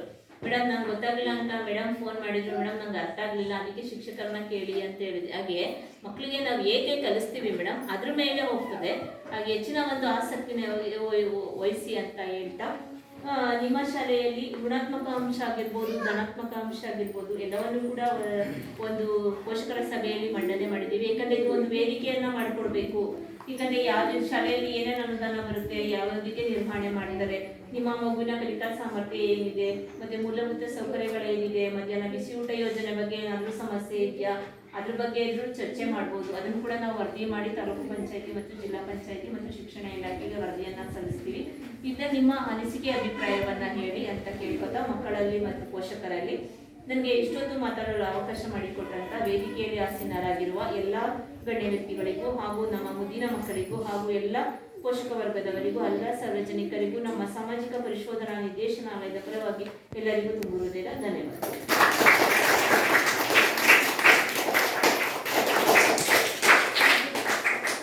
ಪೋಷಕರ ನಿಮ್ಮ ಅನಿಸಿಕೆಗಳನ್ನ ಹೇಳ್ರಪ್ಪ. ನಮ್ಮ ಬಗ್ಗೆ ಆಗಿರ್ಬೋದು, ನಿಮ್ಮ ಮಕ್ಳ ಬಗ್ಗೆ ಆಗಿರ್ಬೋದು, ಶಾಲೆ ಬಗ್ಗೆ ಆಗಿರ್ಬೋದು, ಯಾರಾದರೂ ನಿಂತ್ಕೊಂಡು ಮಾತಾಡಿ, ಯಾರಾದರೂ ಸರಿ. ಇಷ್ಟೊತ್ತವರೆಗೆ ಮೇಡಮ್ ಎಲ್ಲ ಹೇಳಿದ್ರು ಏನೇನು ಮಾಡಿದ್ದೀವಿ, ಏನೇನು ಮಾಡಿಲ್ಲ ಅಂತ. ನಿಮಗೆ ನಿಮ್ಮ ಮಕ್ಳ ಬಗ್ಗೆ, ನಮ್ಮ ಬಗ್ಗೆ, ಶಾಲೆ ಬಗ್ಗೆ ಏನು ಅನಿಸುತ್ತೆ ಅಂತ ನಿಮ್ಮ ಅಭಿಪ್ರಾಯ ಹೇಳಿ. ಏನು ಕೊಡ್ತಾ ಇದ್ದೀವಿ, ಏನು ಕೊಡ್ತಾ ಇಲ್ಲ, ಏನಾದರೂ ಬಿಟ್ಟಿದ್ದೀವ, ಅದನ್ನೇ ಹೇಳಿ. ಏನು ಇಲ್ಲ, ಎಲ್ಲ ಕೊಟ್ಟಿದ್ದೀವಿ ಅಂದರೆ ಅದನ್ನಾದರೂ ಹೇಳಿ. ಸಿಗ್ತಾ ಇದೆಯಾ ನಿಮ್ಮ ಮಗುಗೆ ಎಲ್ಲ ಸೌಲಭ್ಯಗಳು? ಅದನ್ನೇ ಹೇಳಿ ಜೋರಾಗಿ. ಏನೇನು ಸಿಗ್ತಿದೆ ಅಂತ ಹೇಳಿ. ನನ್ನಲ್ಲಿ ಏನಪ್ಪ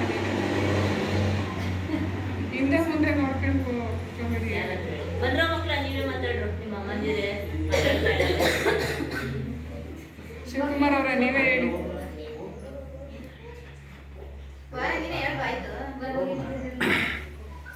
ಅಲ್ಲೇ ಹೇಳಪ್ಪ. ಬಾ ಮನೀಷ. ನಿಮ್ ಪರಿಚಯ ಮಾಡ್ಕೋ, ನಿಮ್ ಶಾಲೆನಲ್ಲಿ ಏನೆಲ್ಲ ಕೊಡ್ತಾರೆ ಅದನ್ನ ಹೇಳು. ನಿಂಗೆ ಏನು ಅನ್ಸುತ್ತೆ ನಿನ್ನ ಅಭಿಪ್ರಾಯ ಇಲ್ಲ ಪರಿಚಯ ಮಾಡು.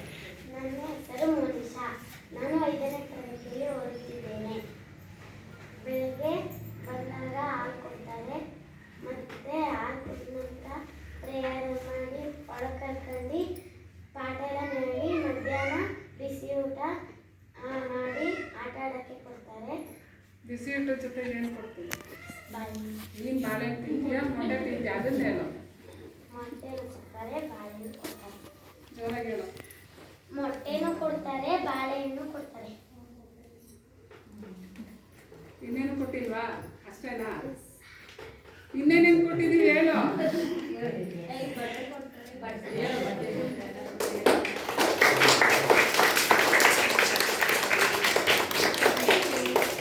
ಬಾಯ್ಸ್ ಯಾರಾದ್ರೂ ಬನ್ನಿ.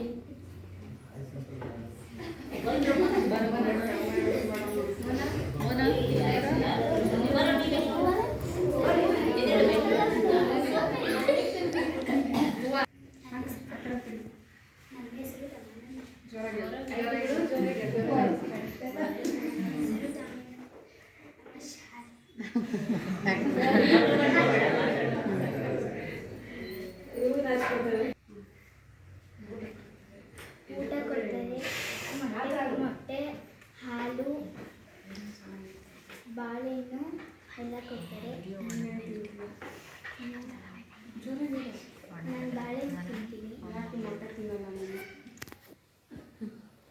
ಯಾಕೆ ಮೊಟ್ಟೆ ತಿನ್ನಲ್ಲ? ಹೋದ ವರ್ಷ ಏನು ತಿಂತಿದ್ದೆ? ಜೋರಾಗಿ ಕೇಳಿಸ್ತಿಲ್ಲ. ಒಂದು ನಿಮಿಷ. ಹೋದ ವರ್ಷ ಏನು ಕೊಟ್ಟಿದ್ದೆ ಹೇಳು. ಹೋದ ವರ್ಷ ಮುಟ್ಟೆ ಕೊಟ್ಟಿದ್ವಲ್ಲ, ಸೈನ್ ಅಪ್ ಕೊಟ್ಟಿದ್ದಾರಲ್ವ, ಅದು ಯಾವ ನೆನಪಿರೋ ನಿಮ್ಗೆ ಮಾತಾಡೋದು ಬರಲಿ ಧೈರ್ಯ. ಸ್ಕೂಲ್ ಬಗ್ಗೆ ಹೇಳಬೇಕು ಅಂದರೆ ಬಿಸಿ ಊಟದ ಬಗ್ಗೆ ಮೊಟ್ಟೆ, ಬಾಳೆಹಣ್ಣು ಎಲ್ಲ ಸಿಗುತ್ತೆ. ಸ್ಕೂಲ್ ಬುಕ್ಸು ಮತ್ತು ಶೂ ತೊಳಿಂದನೂ ಎಲ್ಲ ನೀಟಾಗಿ ಕೊಡ್ತಾರೆ. ನನ್ನ ಮಗಳು ಮೊಟ್ಟೆ ತಿನ್ನಲ್ಲ, ಅಷ್ಟೇ. ಅವಳಿಗೆ ಆಗಲ್ಲ, ಬಾಳೆಹಣ್ಣು ತಿಂತಾಳೆ. ಪಾಠ ಎಲ್ಲ ಏನ್ ಟೀಚರ್ಸ್ಗಳೆಲ್ಲರೂ ಮಾಡ್ತಾರೆ? ಪರವಾಗಿಲ್ಲ, ಎಲ್ಲರೂ ನಮಗೆಲ್ಲ ಒಪ್ಕೊಂಡಿದ್ದಾರೆ, ಏನು ತೊಂದರೆ ಇಲ್ಲ. ಅವ್ರು ಬರ್ಲಿಲ್ಲ, ಹೋಮ್ವರ್ಕ್ ಮಾಡಿಲ್ಲ ಅಂದ್ರೆ ಇನ್ಫಾರ್ಮ್ ಮಾಡ್ತಾರಾ ನಿಮ್ಗೆ? ಮಾಡ್ತಾರೆ. ಒಂದಿನ ಬಂದಿಲ್ಲ ಶಾಲೆಗೆ ಅಂದ್ರೆ 10:30 ಆಯ್ತು ಇಲ್ಲ, ಎಲ್ಲ ನೈಟ್ ಎಲ್ಲ ಕೂತ್ಕೊಂಡೆಲ್ಲ ಬರ್ಸಿ ಎಲ್ಲ ಮಾಡಿಸ್ತೀವಿ. ನಿಮ್ಮ ಮಕ್ಳು ಬರ್ಲಿಲ್ಲ ಅಂದ್ರೆ ನಾವೇನ್ ಮಾಡ್ತೀವಿ ಅದನ್ನೇ ಹೇಳಿ. ಕರೀತಾರ ಸರ್ ಮೇಡಮ್? ಫೋನ್ ಮಾಡಿ ಕೇಳ್ಕೊತಾರೆ ಯಾಕೆ ಬಂದಿಲ್ಲ. ರಜಾ ಹಾಕಿಸ್ತಾ ಇರ್ತೀರಾ ಅಲ್ಲೇ? ಇಲ್ಲ ಮೇಡಮ್, ಅವಳು ಸ್ವಲ್ಪ ಹುಷಾರ್ ತಪ್ಪಿದಾಗ ಮಾತ್ರ ನಾವೇ ಫೋನ್ ಮಾಡಿ ಕೇಳ್ಕೊತೀವಿ. ಅದಾದ ನಂತರ ನಾವು ಯಾವುದೇ ಕಾರಣಕ್ಕೂ ಎಲ್ಲಿ ಒಂದು ಫಂಕ್ಷನ್ಗೂ ಏನು ಮದುವೆಗಳಿಗೂ ಏನು ಮಾಡ್ತಾರೆ. ರಜಾ ಇದ್ದಾಗ ಕರ್ಕೊಂಡು ಹೋಗಿ ಅವರಿಗೆಲ್ಲ ಪಾಠ ಅವಳೆಲ್ಲೂ ಓಡಾಡಕ್ಕೆ ಇಷ್ಟಪಡಲ್ಲ, ಹಾಗಾಗಿ ನಾವು ನೀಟಾಗಿ ಹೋಮ್ವರ್ಕ್ ಎಲ್ಲ ಮಾಡಿಸ್ತೀವಿ, ಚೆನ್ನಾಗಿ ಇದು ಮಾಡಿ. ಆಯ್ತು ಸರ್.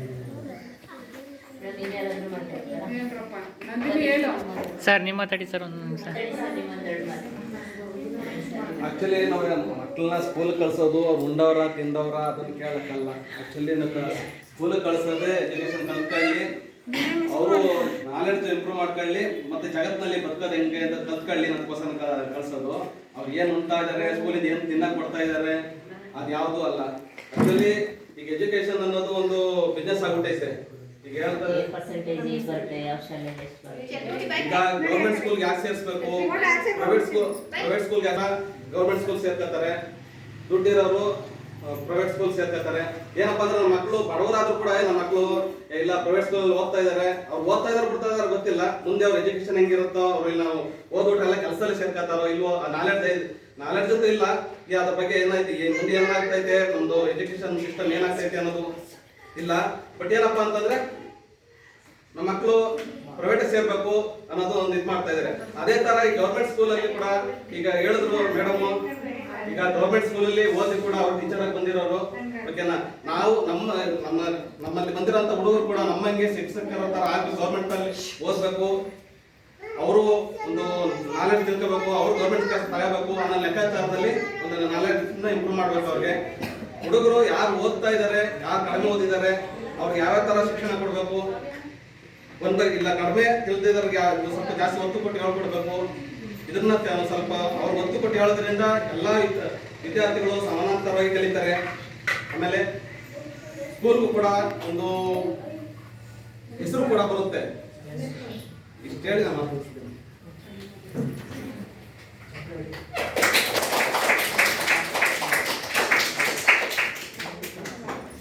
ಇವ್ರಿಗೆ ಒಂದು ಧನ್ಯವಾದ ಹೇಳ್ತಿದ್ದೀನಿ. ಅನುದಾನವನ್ನ ಹೇಗೆ ನಿರ್ವಹಣೆ ಮಾಡಿದೆ ಶಾಲೆಯನ್ನ ಪರಿಶೋಧನೆ ಮಾಡಕ್ ಬಂದಿದ್ರು, ಆ ಪರಿಶೋಧನೆ ಬಗ್ಗೆ ನಿಮಗೆಲ್ಲ ಕೂಲಂಕಷವಾಗಿ ಹೇಳಿದ್ರಿಂದ ರೂಪಾ ಮೇಡಮ್ ಅವರಿಗೆ ಧನ್ಯವಾದಗಳು.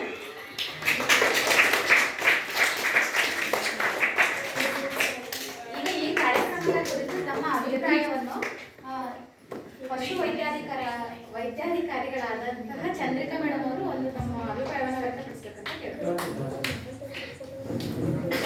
ವೇದಿಕೆಯಲ್ಲಿರುವಂತಹ ಪೋಷಕರಿಗೆ, ವಿದ್ಯಾರ್ಥಿಗಳಿಗೆ ನಮಸ್ಕಾರ. ಇವರು ಸಾಮಾಜಿಕ ಪರಿಶೋಧನೆ ಅದು ಅವರು ಹೇಳಿದಾಗ ಆ್ಯಕ್ಚುಲಿ ನಂಗೆ ಆಶ್ಚರ್ಯ ಆಯಿತು. ಯಾಕಂದರೆ ಗೌರ್ಮೆಂಟ್ ಸ್ಕೂಲಲ್ಲೂ ಇವಾಗೆಲ್ಲ ಎಷ್ಟೊಂದು ಫೆಸಿಲಿಟಿ ಕೊಟ್ಟಿದ್ದಾರೆ ಆ್ಯಕ್ಚುಲಿ ಸರ್ಕಾರದವರು, ಮಕ್ಕಳು ಬರಲಿ ಓದಲಿ ಅಂತ. ಅವ್ರು ಹೇಳ್ದಂಗೆ ಅದು ನಿಜ. ಆ್ಯಕ್ಚುಲಿ ಏನಾಗ್ಬಿಟ್ಟಿದೆ ಅಂದರೆ ಇವಾಗ ಪ್ರೈವೇಟ್ಗೆ ಹಾಕಿದ್ರೆ ಅದೊಂಥರ ಏನೋ ಡಿಗ್ನಿಟಿ, ಲೈಕ್ ಓಕೆ ನಾನು ಪ್ರೈವೇಟ್ ಸ್ಕೂಲಿಗೆ ಸೇರಿಸಿದ್ದೀನಿ ಮಕ್ಕಳನ್ನ ಅಂದರೆ ಅದು ಅಲ್ಲ. ಆ್ಯಕ್ಚುಲಿ ಏನಂತ ಹೇಳಿದ್ರೆ, ನೀವು ಪ್ರೈವೇಟ್ ಸ್ಕೂಲ್ಗಾಗಲಿ ಗೌರ್ಮೆಂಟ್ ಸ್ಕೂಲ್ ಕಟ್ಟಡ ಸ್ವಲ್ಪ ಚೆನ್ನಾಗಿರುತ್ತೆ, ಅದೆಲ್ಲ ಬಿಟ್ಟರೆ ಎಲ್ಲ ಸೇಮ್ ಇರುತ್ತೆ ಆಲ್ಮೋಸ್ಟ್. ಆಮೇಲೆ ಅಲ್ಲಿ ಬರೋ ಶಿಕ್ಷಕರು ಏನು ಓದಿರ್ತಾರೆ, ಇಲ್ಲೂ ಶಿಕ್ಷಕರು ಅದನ್ನೇ ಓದ್ಕೊಂಡು ಬಂದಿರ್ತಾರೆ. ಮೇನಾಗಿ ಏನಂದರೆ ಮಕ್ಕಳು ಹೇಗೆ ಓದ್ತಾರೆ ಅದೇ ಮ್ಯಾಟರ್ ಆಗೋದು. ಯಾಕಂತ ಹೇಳಿದ್ರೆ ಈಗ ಎಷ್ಟೋ ಜನ ಸರ್ಕಾರಿ ಶಾಲೆಗಳಲ್ಲಿ ಓದಿ ಕೂಡ ಒಳ್ಳೊಳ್ಳೆ ಪೋಸ್ಟ್, IAS ಅಧಿಕಾರಿ ಆಗಿರ್ಬೋದು, ಮೆಡಿಕಲ್ ಡಾಕ್ಟರ್ ಆಗಿರ್ಬೋದು, ತುಂಬ ಒಳ್ಳೊಳ್ಳೆ ಪೋಸ್ಟ್ಗಳಲ್ಲಿ ಇರ್ತಾರೆ. ಎಷ್ಟೊಂದು ಈಗ ರಿಟೈರ್ಡ್ ಆಗೋದು ಬಂದಿರೋಂಥ ಸರ್ಕಾರಿ ಅಧಿಕಾರಿಗಳೆಲ್ಲ ಸರ್ಕಾರಿ ಶಾಲೆಯಲ್ಲೇ ಓದಿ ಬಂದಿರ್ತಾರೆ. ಸೊ ನಾವು ಯಾವತ್ತೂ ಸರ್ಕಾರಿ ಶಾಲೆಯಲ್ಲಿ ಓದಿದ ತಕ್ಷಣ ಅದೊಂದು ಕೀಳರಿಮೆ, ಅದನ್ನು ಬಿಟ್ಟುಬಿಟ್ರೆ ಆ್ಯಕ್ಚುಲಿ ತುಂಬ ನಮ್ಮ ರಾಜ್ಯದಲ್ಲಿ ಸರ್ಕಾರಿ ಶಾಲೆಗಳು ಇಂಪ್ರೂವ್ ಆಗುತ್ತೆ ಅಂತ ನನ್ನ ಅಭಿಪ್ರಾಯ. ಆಮೇಲೆ ಶಿಕ್ಷಕರು ಎಷ್ಟು ಒತ್ತು ಕೊಡ್ತಾರೋ ಅಷ್ಟೇ ಪೋಷಕರು ಕೂಡ ಸ್ವಲ್ಪ ಮನೆಯಲ್ಲಿ ಅವರ ಶಿಕ್ಷಣಕ್ಕೆ ಒತ್ತು ಕೊಡಬೇಕು. ಲೈಕ್ ಅವತ್ತು ಏನೇನು ಮಾಡಿದ್ದಾರೆ, ಇವತ್ತು ಏನು ಕಲಿಸಿದ್ದಾರೆ ಅದನ್ನು ಒಂದು ಸ್ವಲ್ಪ ಕೇಳಬೇಕು ಅವ್ರ ಹತ್ರ. ಕೆಲವೊಬ್ರು ಏನು ಮಾಡ್ಬಿಡ್ತಾರೆ ಅಂದರೆ, ಅವ್ರು ಮನೆಗೆ ಬಂದ ತಕ್ಷಣ ಬಾಯಲ್ಲಿ ಇದು ಮಾಡು ಅದು ಮಾಡು, ಅಲ್ಲ ಅವ್ರ ಮನೆಯಲ್ಲೂ ಹೆಲ್ಪ್ ಮಾಡಬೇಕು. ಆ ಥರ ಅಲ್ಲ, ಮಕ್ಳಿಗೆ ಅದನ್ನು ಕಲಿಸ್ಬೇಕು. ಜೊತೆಗೆ ಸ್ಕೂಲಲ್ಲಿ ಏನು ಕಲಿಸಿದ್ದಾರೆ, ಇವತ್ತು ಎಲ್ಲಿ ತೆಗಿ ಬುಕ್ಕು ಏನು ಬರ್ಕೊಂಡು ಬಂದಿದ್ಯಾ ಅದನ್ನೆಲ್ಲ ಒಂದ್ಸರಿ ಚೆಕ್ ಮಾಡಿದ್ರೆ ಅವ್ರಿಗೊಂದು ಭಯ ಇರುತ್ತೆ. ಓಕೆ ನಮ್ಮ ಅಪ್ಪ ಅಮ್ಮನೂ ಚೆಕ್ ಮಾಡ್ತಾರೆ ಏನೇನು ಓದಿದೀವಿ ಅಂತಾಗ ಅವ್ರು ಸ್ವಲ್ಪ ಜಾಗರೂಕರಾಗ್ತಾರೆ. ಅದನ್ನೊಂದು ಸ್ವಲ್ಪ ಪೋಷಕರು ಕೂಡ ತಮ್ಮ ಕೆಲಸವನ್ನ ಮಾಡಬೇಕು ಮನೆಯಲ್ಲಿ. ಜೊತೆಗೆ ಕೆಲವೊಬ್ರು ಹೆಂಗಂದ್ರೆ ಬರೀ ಓದು ಅದೂ ಇರಬಾರ್ದು. ಜೊತೆಗೆ ಓದೋದ್ರ ಜೊತೆಗೆ ಅವರಿಗೆ ಬೇರೆ ಚಟುವಟಿಕೆಗಳು, ಆಟ, ಸಂಗೀತ, ಡ್ಯಾನ್ಸು ಎಲ್ಲದರಲ್ಲೂ ಇನ್ವಾಲ್ವ್ ಆಗಬೇಕು. ಆವಾಗಷ್ಟೇ ಅವರು ಒಂಥರ ಕ್ರಿಯಾಶೀಲರಾಗಿರೋದು. ಬರೀ ಓದ್ತಾನೆ ಇದ್ರೂ ಕೂಡ ಮಕ್ಕಳಿಗೆ ಅದು ಲೈಕ್ ಮಾನಸಿಕ ಒತ್ತಡ ಥರ ಆಗುತ್ತೆ. ಆಮೇಲೆ ಏನದು ಮೇನ್ ಆಗಿ ಏನಂದ್ರೆ ಒಂದು ಮಗುವಿಂದ ಇನ್ನೊಂದು ಮಗುವಿಗೆ ಯಾವತ್ತೂ ಕಂಪೇರ್ ಮಾಡಬಾರ್ದು. ನೋಡು ಅವನೇನು ಚೆನ್ನಾಗಿ ಓದ್ತಾನೆ, ನೀನು ಯಾಕೆ ಹಿಂಗೆ ಮಾಡ್ತೀಯಾ, ಅವ್ನು ನೋಡಿ ಎಷ್ಟು ಮಾರ್ಕ್ಸ್ ತೆಗಿತಾನೆ, ಅದಲ್ಲ. ಯಾಕಂತ ಹೇಳಿದ್ರೆ ಒಬ್ಬೊಬ್ರು ಮನೋಭಾವ ಬೇರೆ ಬೇರೆ ಥರ ಇರುತ್ತೆ. ಕೆಲವೊಬ್ರು ಹಾಡು ಚೆನ್ನಾಗಿ ಹೇಳಿದ್ರೆ ಕೆಲವೊಬ್ರು ಡ್ಯಾನ್ಸ್ ಚೆನ್ನಾಗಿ ಮಾಡ್ತಾರೆ, ಕೆಲವೊಬ್ರು ಗಣಿತದಲ್ಲಿ ಹುಷಾರಾಗಿದ್ರೆ ಕೆಲವೊಬ್ರು ವಿಜ್ಞಾನದಲ್ಲಿ ಹುಷಾರಾಗಿರ್ತಾರೆ. ಅದು ಅವರು ಅಭಿರುಚಿ. ಸೊ ನೀನು ಅವ್ನು ಡಾಕ್ಟರ್ ಆಗಿದ್ದಾನೆ, ನೀನು ಡಾಕ್ಟರ್ ಆಗಬೇಕು, ಅವ್ರು ಇಂಜಿನಿಯರ್ ಆಗ್ತಾರೆ, ನೀನು ಅದಲ್ಲ. ಅವರಲ್ಲಿ ಅವರೊಂದು ಪ್ಯಾಷನ್ ಇರುತ್ತೆ. ಅದನ್ನು ಗುರುತಿಸ್ಬಿಟ್ಟು ಓಕೆ ನಿಮ್ಗೆ ಇದಿಷ್ಟನ ಅದನ್ನೇ ಮಾಡು. ಅದನ್ನು ನಾವು ಬರೀ ಪ್ರೋತ್ಸಾಹ ಮಾಡಬೇಕು. ಯಾವತ್ತೂ ಒಂದು ಮಗುನ ಇನ್ನೊಂದು ಮಗುಗೆ ಕಂಪೇರ್ ಮಾಡಬಾರ್ದು. ಆ ಥರ ಆಗು, ನೀನು ಈ ಥರ ಆಗು. ಆ ಮಗುಗೆ ಒಂದು ಗುಣ ಇರುತ್ತೆ, ಅದನ್ನು ಅದು ಬೆಳೆಸ್ಕೊಂಡು ಒಂದು ಒಳ್ಳೆ ಪ್ರಜೆಯನ್ನಾಗಿ ಮಾಡಬೇಕು ಅನ್ನೋದು ಅಷ್ಟೇ. ಸರ್ಕಾರಿ ಶಾಲೆಯ ಪ್ರಾಮುಖ್ಯತೆ ಮತ್ತು ಮಗುವಿನ ಬೆಳವಣಿಗೆಯಲ್ಲಿ ಶಿಕ್ಷಕರು ಜೊತೆಗೆ ಪೋಷಕರ ಪ್ರಾಮುಖ್ಯತೆಯನ್ನು ಹೇಳಿಕೊಟ್ಟಂತಹ ವೈದ್ಯಾಧಿಕಾರಿಗಳಿಗೆ ಧನ್ಯವಾದಗಳು.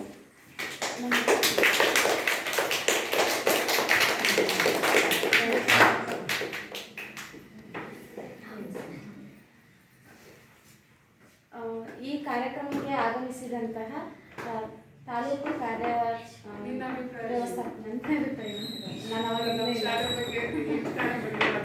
ಈ ಮೇಡಮ್ ಅವರೇ ಹೇಳ್ದಂಗೆ ರೀ, ಸರ್ಕಾರಿ ಶಾಲೆ ಪ್ರಾಮುಖ್ಯತೆ ಎಲ್ಲರೂ ಹೇಳ್ತೀವಿ ಅಷ್ಟೇ. ಆದರೆ ನಾವು ಮನೆ ಭೇಟಿಗೆ ಹೋಗಿದ್ವಿ ಮೇಡಮ್, ಹೋಗಿರ್ತೀವಲ್ಲ ಕರ್ಕೊಂಡು ಬರಕ್ಕೆ ಒಂದು ಸ್ವಲ್ಪ ಜನಗಳು ತಾತ್ಸಾರ ಮನೋಭಾವನೆಯನ್ನು ತೋರಿಸ್ತಾರೆ. ಆವಾಗ ನನಗೆ ಒಂಥರ ಗಿಲ್ಟ್ ಕಾಣಿಸ್ತೈತಿ. ನಾನು ಸರ್ಕಾರಿ ಶಾಲೆ ಆವಾಗ ಇವ್ರು ಮೇಡಮ್ ಹೇಳ್ದಂಗೆ ನಮ್ಮ ತಂದೆ ತಾಯಿ ಸರ್ಕಾರಿ ಶಾಲೆಯೊಳಗೆ ಓದಿ ರಿಟೈರ್ಮೆಂಟ್ ಏಜ್ನವರು ನೌಕರಿ ತೊಗೊಂಡಾರ ಅಂತ ಹೇಳಿದ್ರು.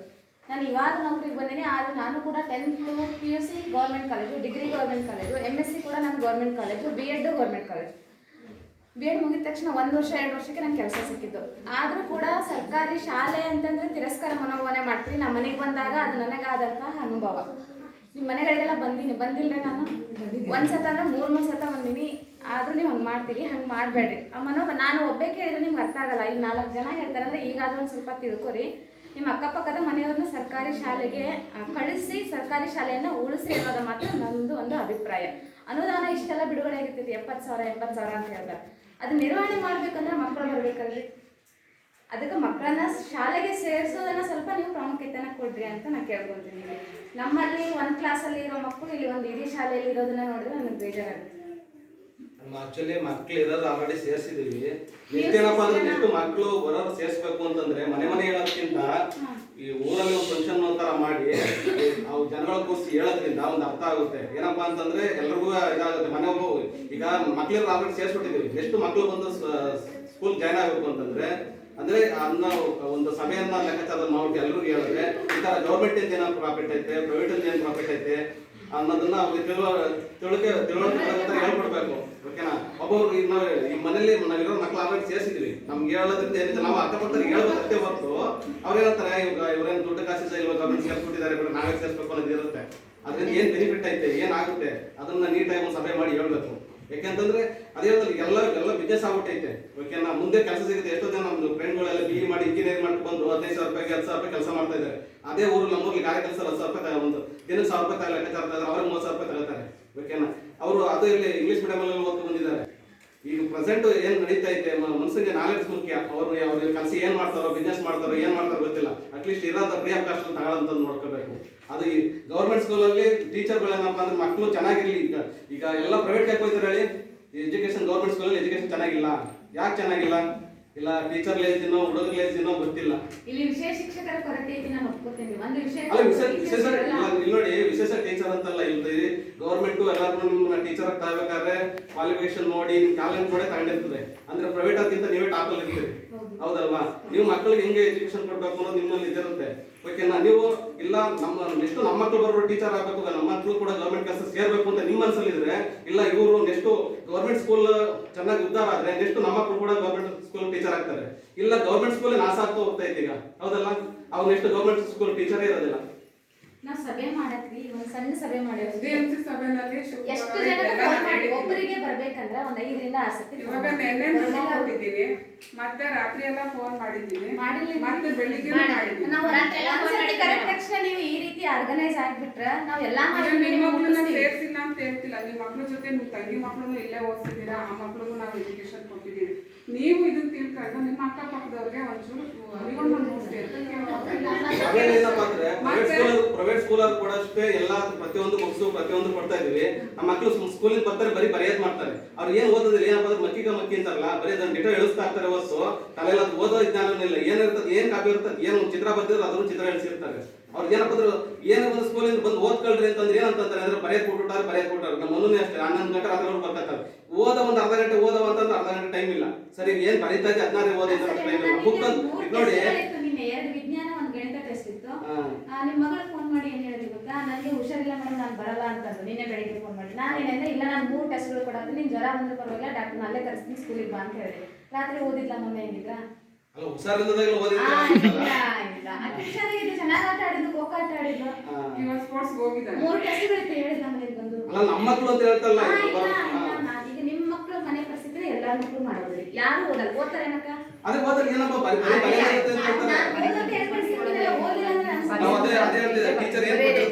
ನಮ್ಮ ಮನ್ಯಾಗ ನಿಮ್ಮ ಮಕ್ಳು ಏನಾದ್ರು ಇದ್ರೆ ನಾನು ಓದಿಸ್ತಿದ್ದೆ. ಈಗ ನಿಮ್ಮ ಮನೇಲಿ ಇರೋದ್ರಿಂದ, ಶಾಲೆ ಬಿಟ್ಟು ಬಂದ್ಮೇಲೆ ನಿಮ್ಮ ಮಕ್ಕಳಾಗಿರೋದ್ರಿಂದ ಟೆಸ್ಟ್ ಅಂತ ಬರೆದ್ರೆ ಅವ್ರು ಓದ್ಬೇಕು. ಗಣಿತವನ್ನ ಹೊರತುಪಡಿಸಿ ಉಳಿದ ಯಾವುದೇ ವಿಷಯ ಇದ್ರು ಕೂಡ ಅವರು ಓರಲ್ ಆಗಿ ಓದ್ಬೇಕು. ಆ ರೀತಿ ನೋಡ್ಕೊಳ್ಳೋ ಜವಾಬ್ದಾರಿ ನಿಮ್ದು.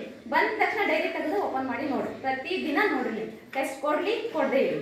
ನಮ್ಮ ಗೌರಮ್ಮ ಅವ್ರು ಹೇಳ್ತಾರೆ, ಮೊಬೈಲ್ ನೋಡ್ತಿದ್ಯಾ ಅಂತ ಹೇಳ್ತಿದ್ದೀನಿ ಅಂತ ಅವ್ರ ಮಗಳಿಗೆ ಹೇಳ್ತಾರೆ. ನೀವು ಮೊಬೈಲ್ ಕೊಟ್ಟು ಕೂಸಿದ್ರೆ ಏನು ಮಾಡೋಕ್ಕಾಗಲ್ಲ, ಅದು ಇಟ್ಕೊಂಡು ಆಟ ಆಡ್ತಾರೆ. ಅದು ನಮ್ಮ ಪ್ರಾಬ್ಲಮ್ಮ. ನಾವಿಲ್ಲಿ ಓದಿ ಬರೀರಿ, ನೀವು ಓದ್ತಾ ಇರೋದನ್ನ ಅಲ್ಲ ಬರೀತಾ ಇರೋದನ್ನ ಓದ್ಕೊಂಡು ಬರೀರಿ ಮಕ್ಳು, ಅದು ಅರ್ಥ ಮಾಡ್ಕೊಂಡು ಅಂತಾನೆ ಹೇಳಿ ಕಳ್ಸೋದು. ಅವ್ರು ಒಬ್ಬನೇ ಅಲ್ಲ ಗೌರಮ್ಮನವ್ರೆ, ಎಲ್ಲ ಮಕ್ಕಳು ಅಷ್ಟೇ. ಉತ್ತರ ಕರ್ನಾಟಕ ಭಾಷೆನೇ ಜಾಸ್ತಿ ನೋಡೋದೇಳು ನಿಮ್ದ.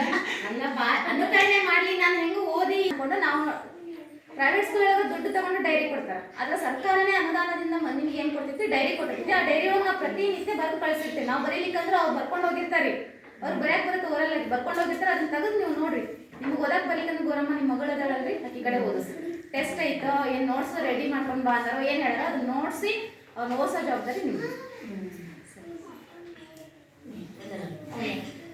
ಈ ಕಾರ್ಯಕ್ರಮಕ್ಕೆ ಆಗಮಿಸಿದಂತಹ ರೂಪಾ ಮೇಡಮ್ ಅವರಿಗೆ ನಮ್ಮ ಪರವಾಗಿ, ನಿಮ್ಮೆಲ್ಲರ ಪರವಾಗಿ ಧನ್ಯವಾದಗಳನ್ನ.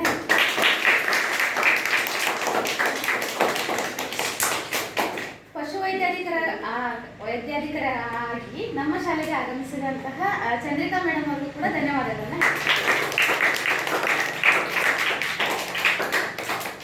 SDMC ಉಪಾಧ್ಯಕ್ಷರಾದಂತಹ ಚೈತ್ರ ಅವರಿಗೂ ಕೂಡ ನಿಮ್ಮೆಲ್ಲರ ಪರವಾಗಿ ಧನ್ಯವಾದಗಳನ್ನ. ನಮ್ಮ ಶಾಲೆಯ ಮುಖ್ಯ ಶಿಕ್ಷಕರಾದಂತಹ ವಿಜಯ ಮೇಡಮ್ ಅವರಿಗೂ ನಮ್ಮೆಲ್ಲರ ಪರವಾಗಿ ಈ ಕಾರ್ಯಕ್ರಮದ ಕುರಿತು ಧನ್ಯವಾದಗಳು. ನಮ್ಮ ಕರೆಗೆ ಹೋಗ್ಬಿಟ್ಟು ಈ ಕಾರ್ಯಕ್ರಮಕ್ಕೆ ಆಗಮಿಸಿದಂತಹ ಎಲ್ಲಾ ಪಾಲಕರಿಗೂ ಕೂಡ ನಮ್ಮ ಪರವಾಗಿ, ಅಧಿಕಾರಿಗಳ ಪರವಾಗಿ ಧನ್ಯವಾದಗಳನ್ನ.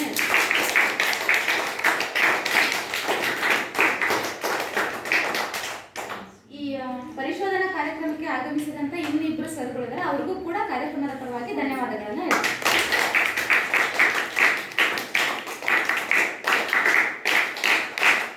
ಕಾರ್ಯಕ್ರಮದ ಕೇಂದ್ರ ಬಿಂದುಗಳಾದಂತಹ ನಮ್ಮ ಶಾಲೆಯ ವಿದ್ಯಾರ್ಥಿಗಳಿಗೂ ಕೂಡ ನಮ್ಮೆಲ್ಲರ ಪರವಾಗಿ ಧನ್ಯವಾದಗಳು.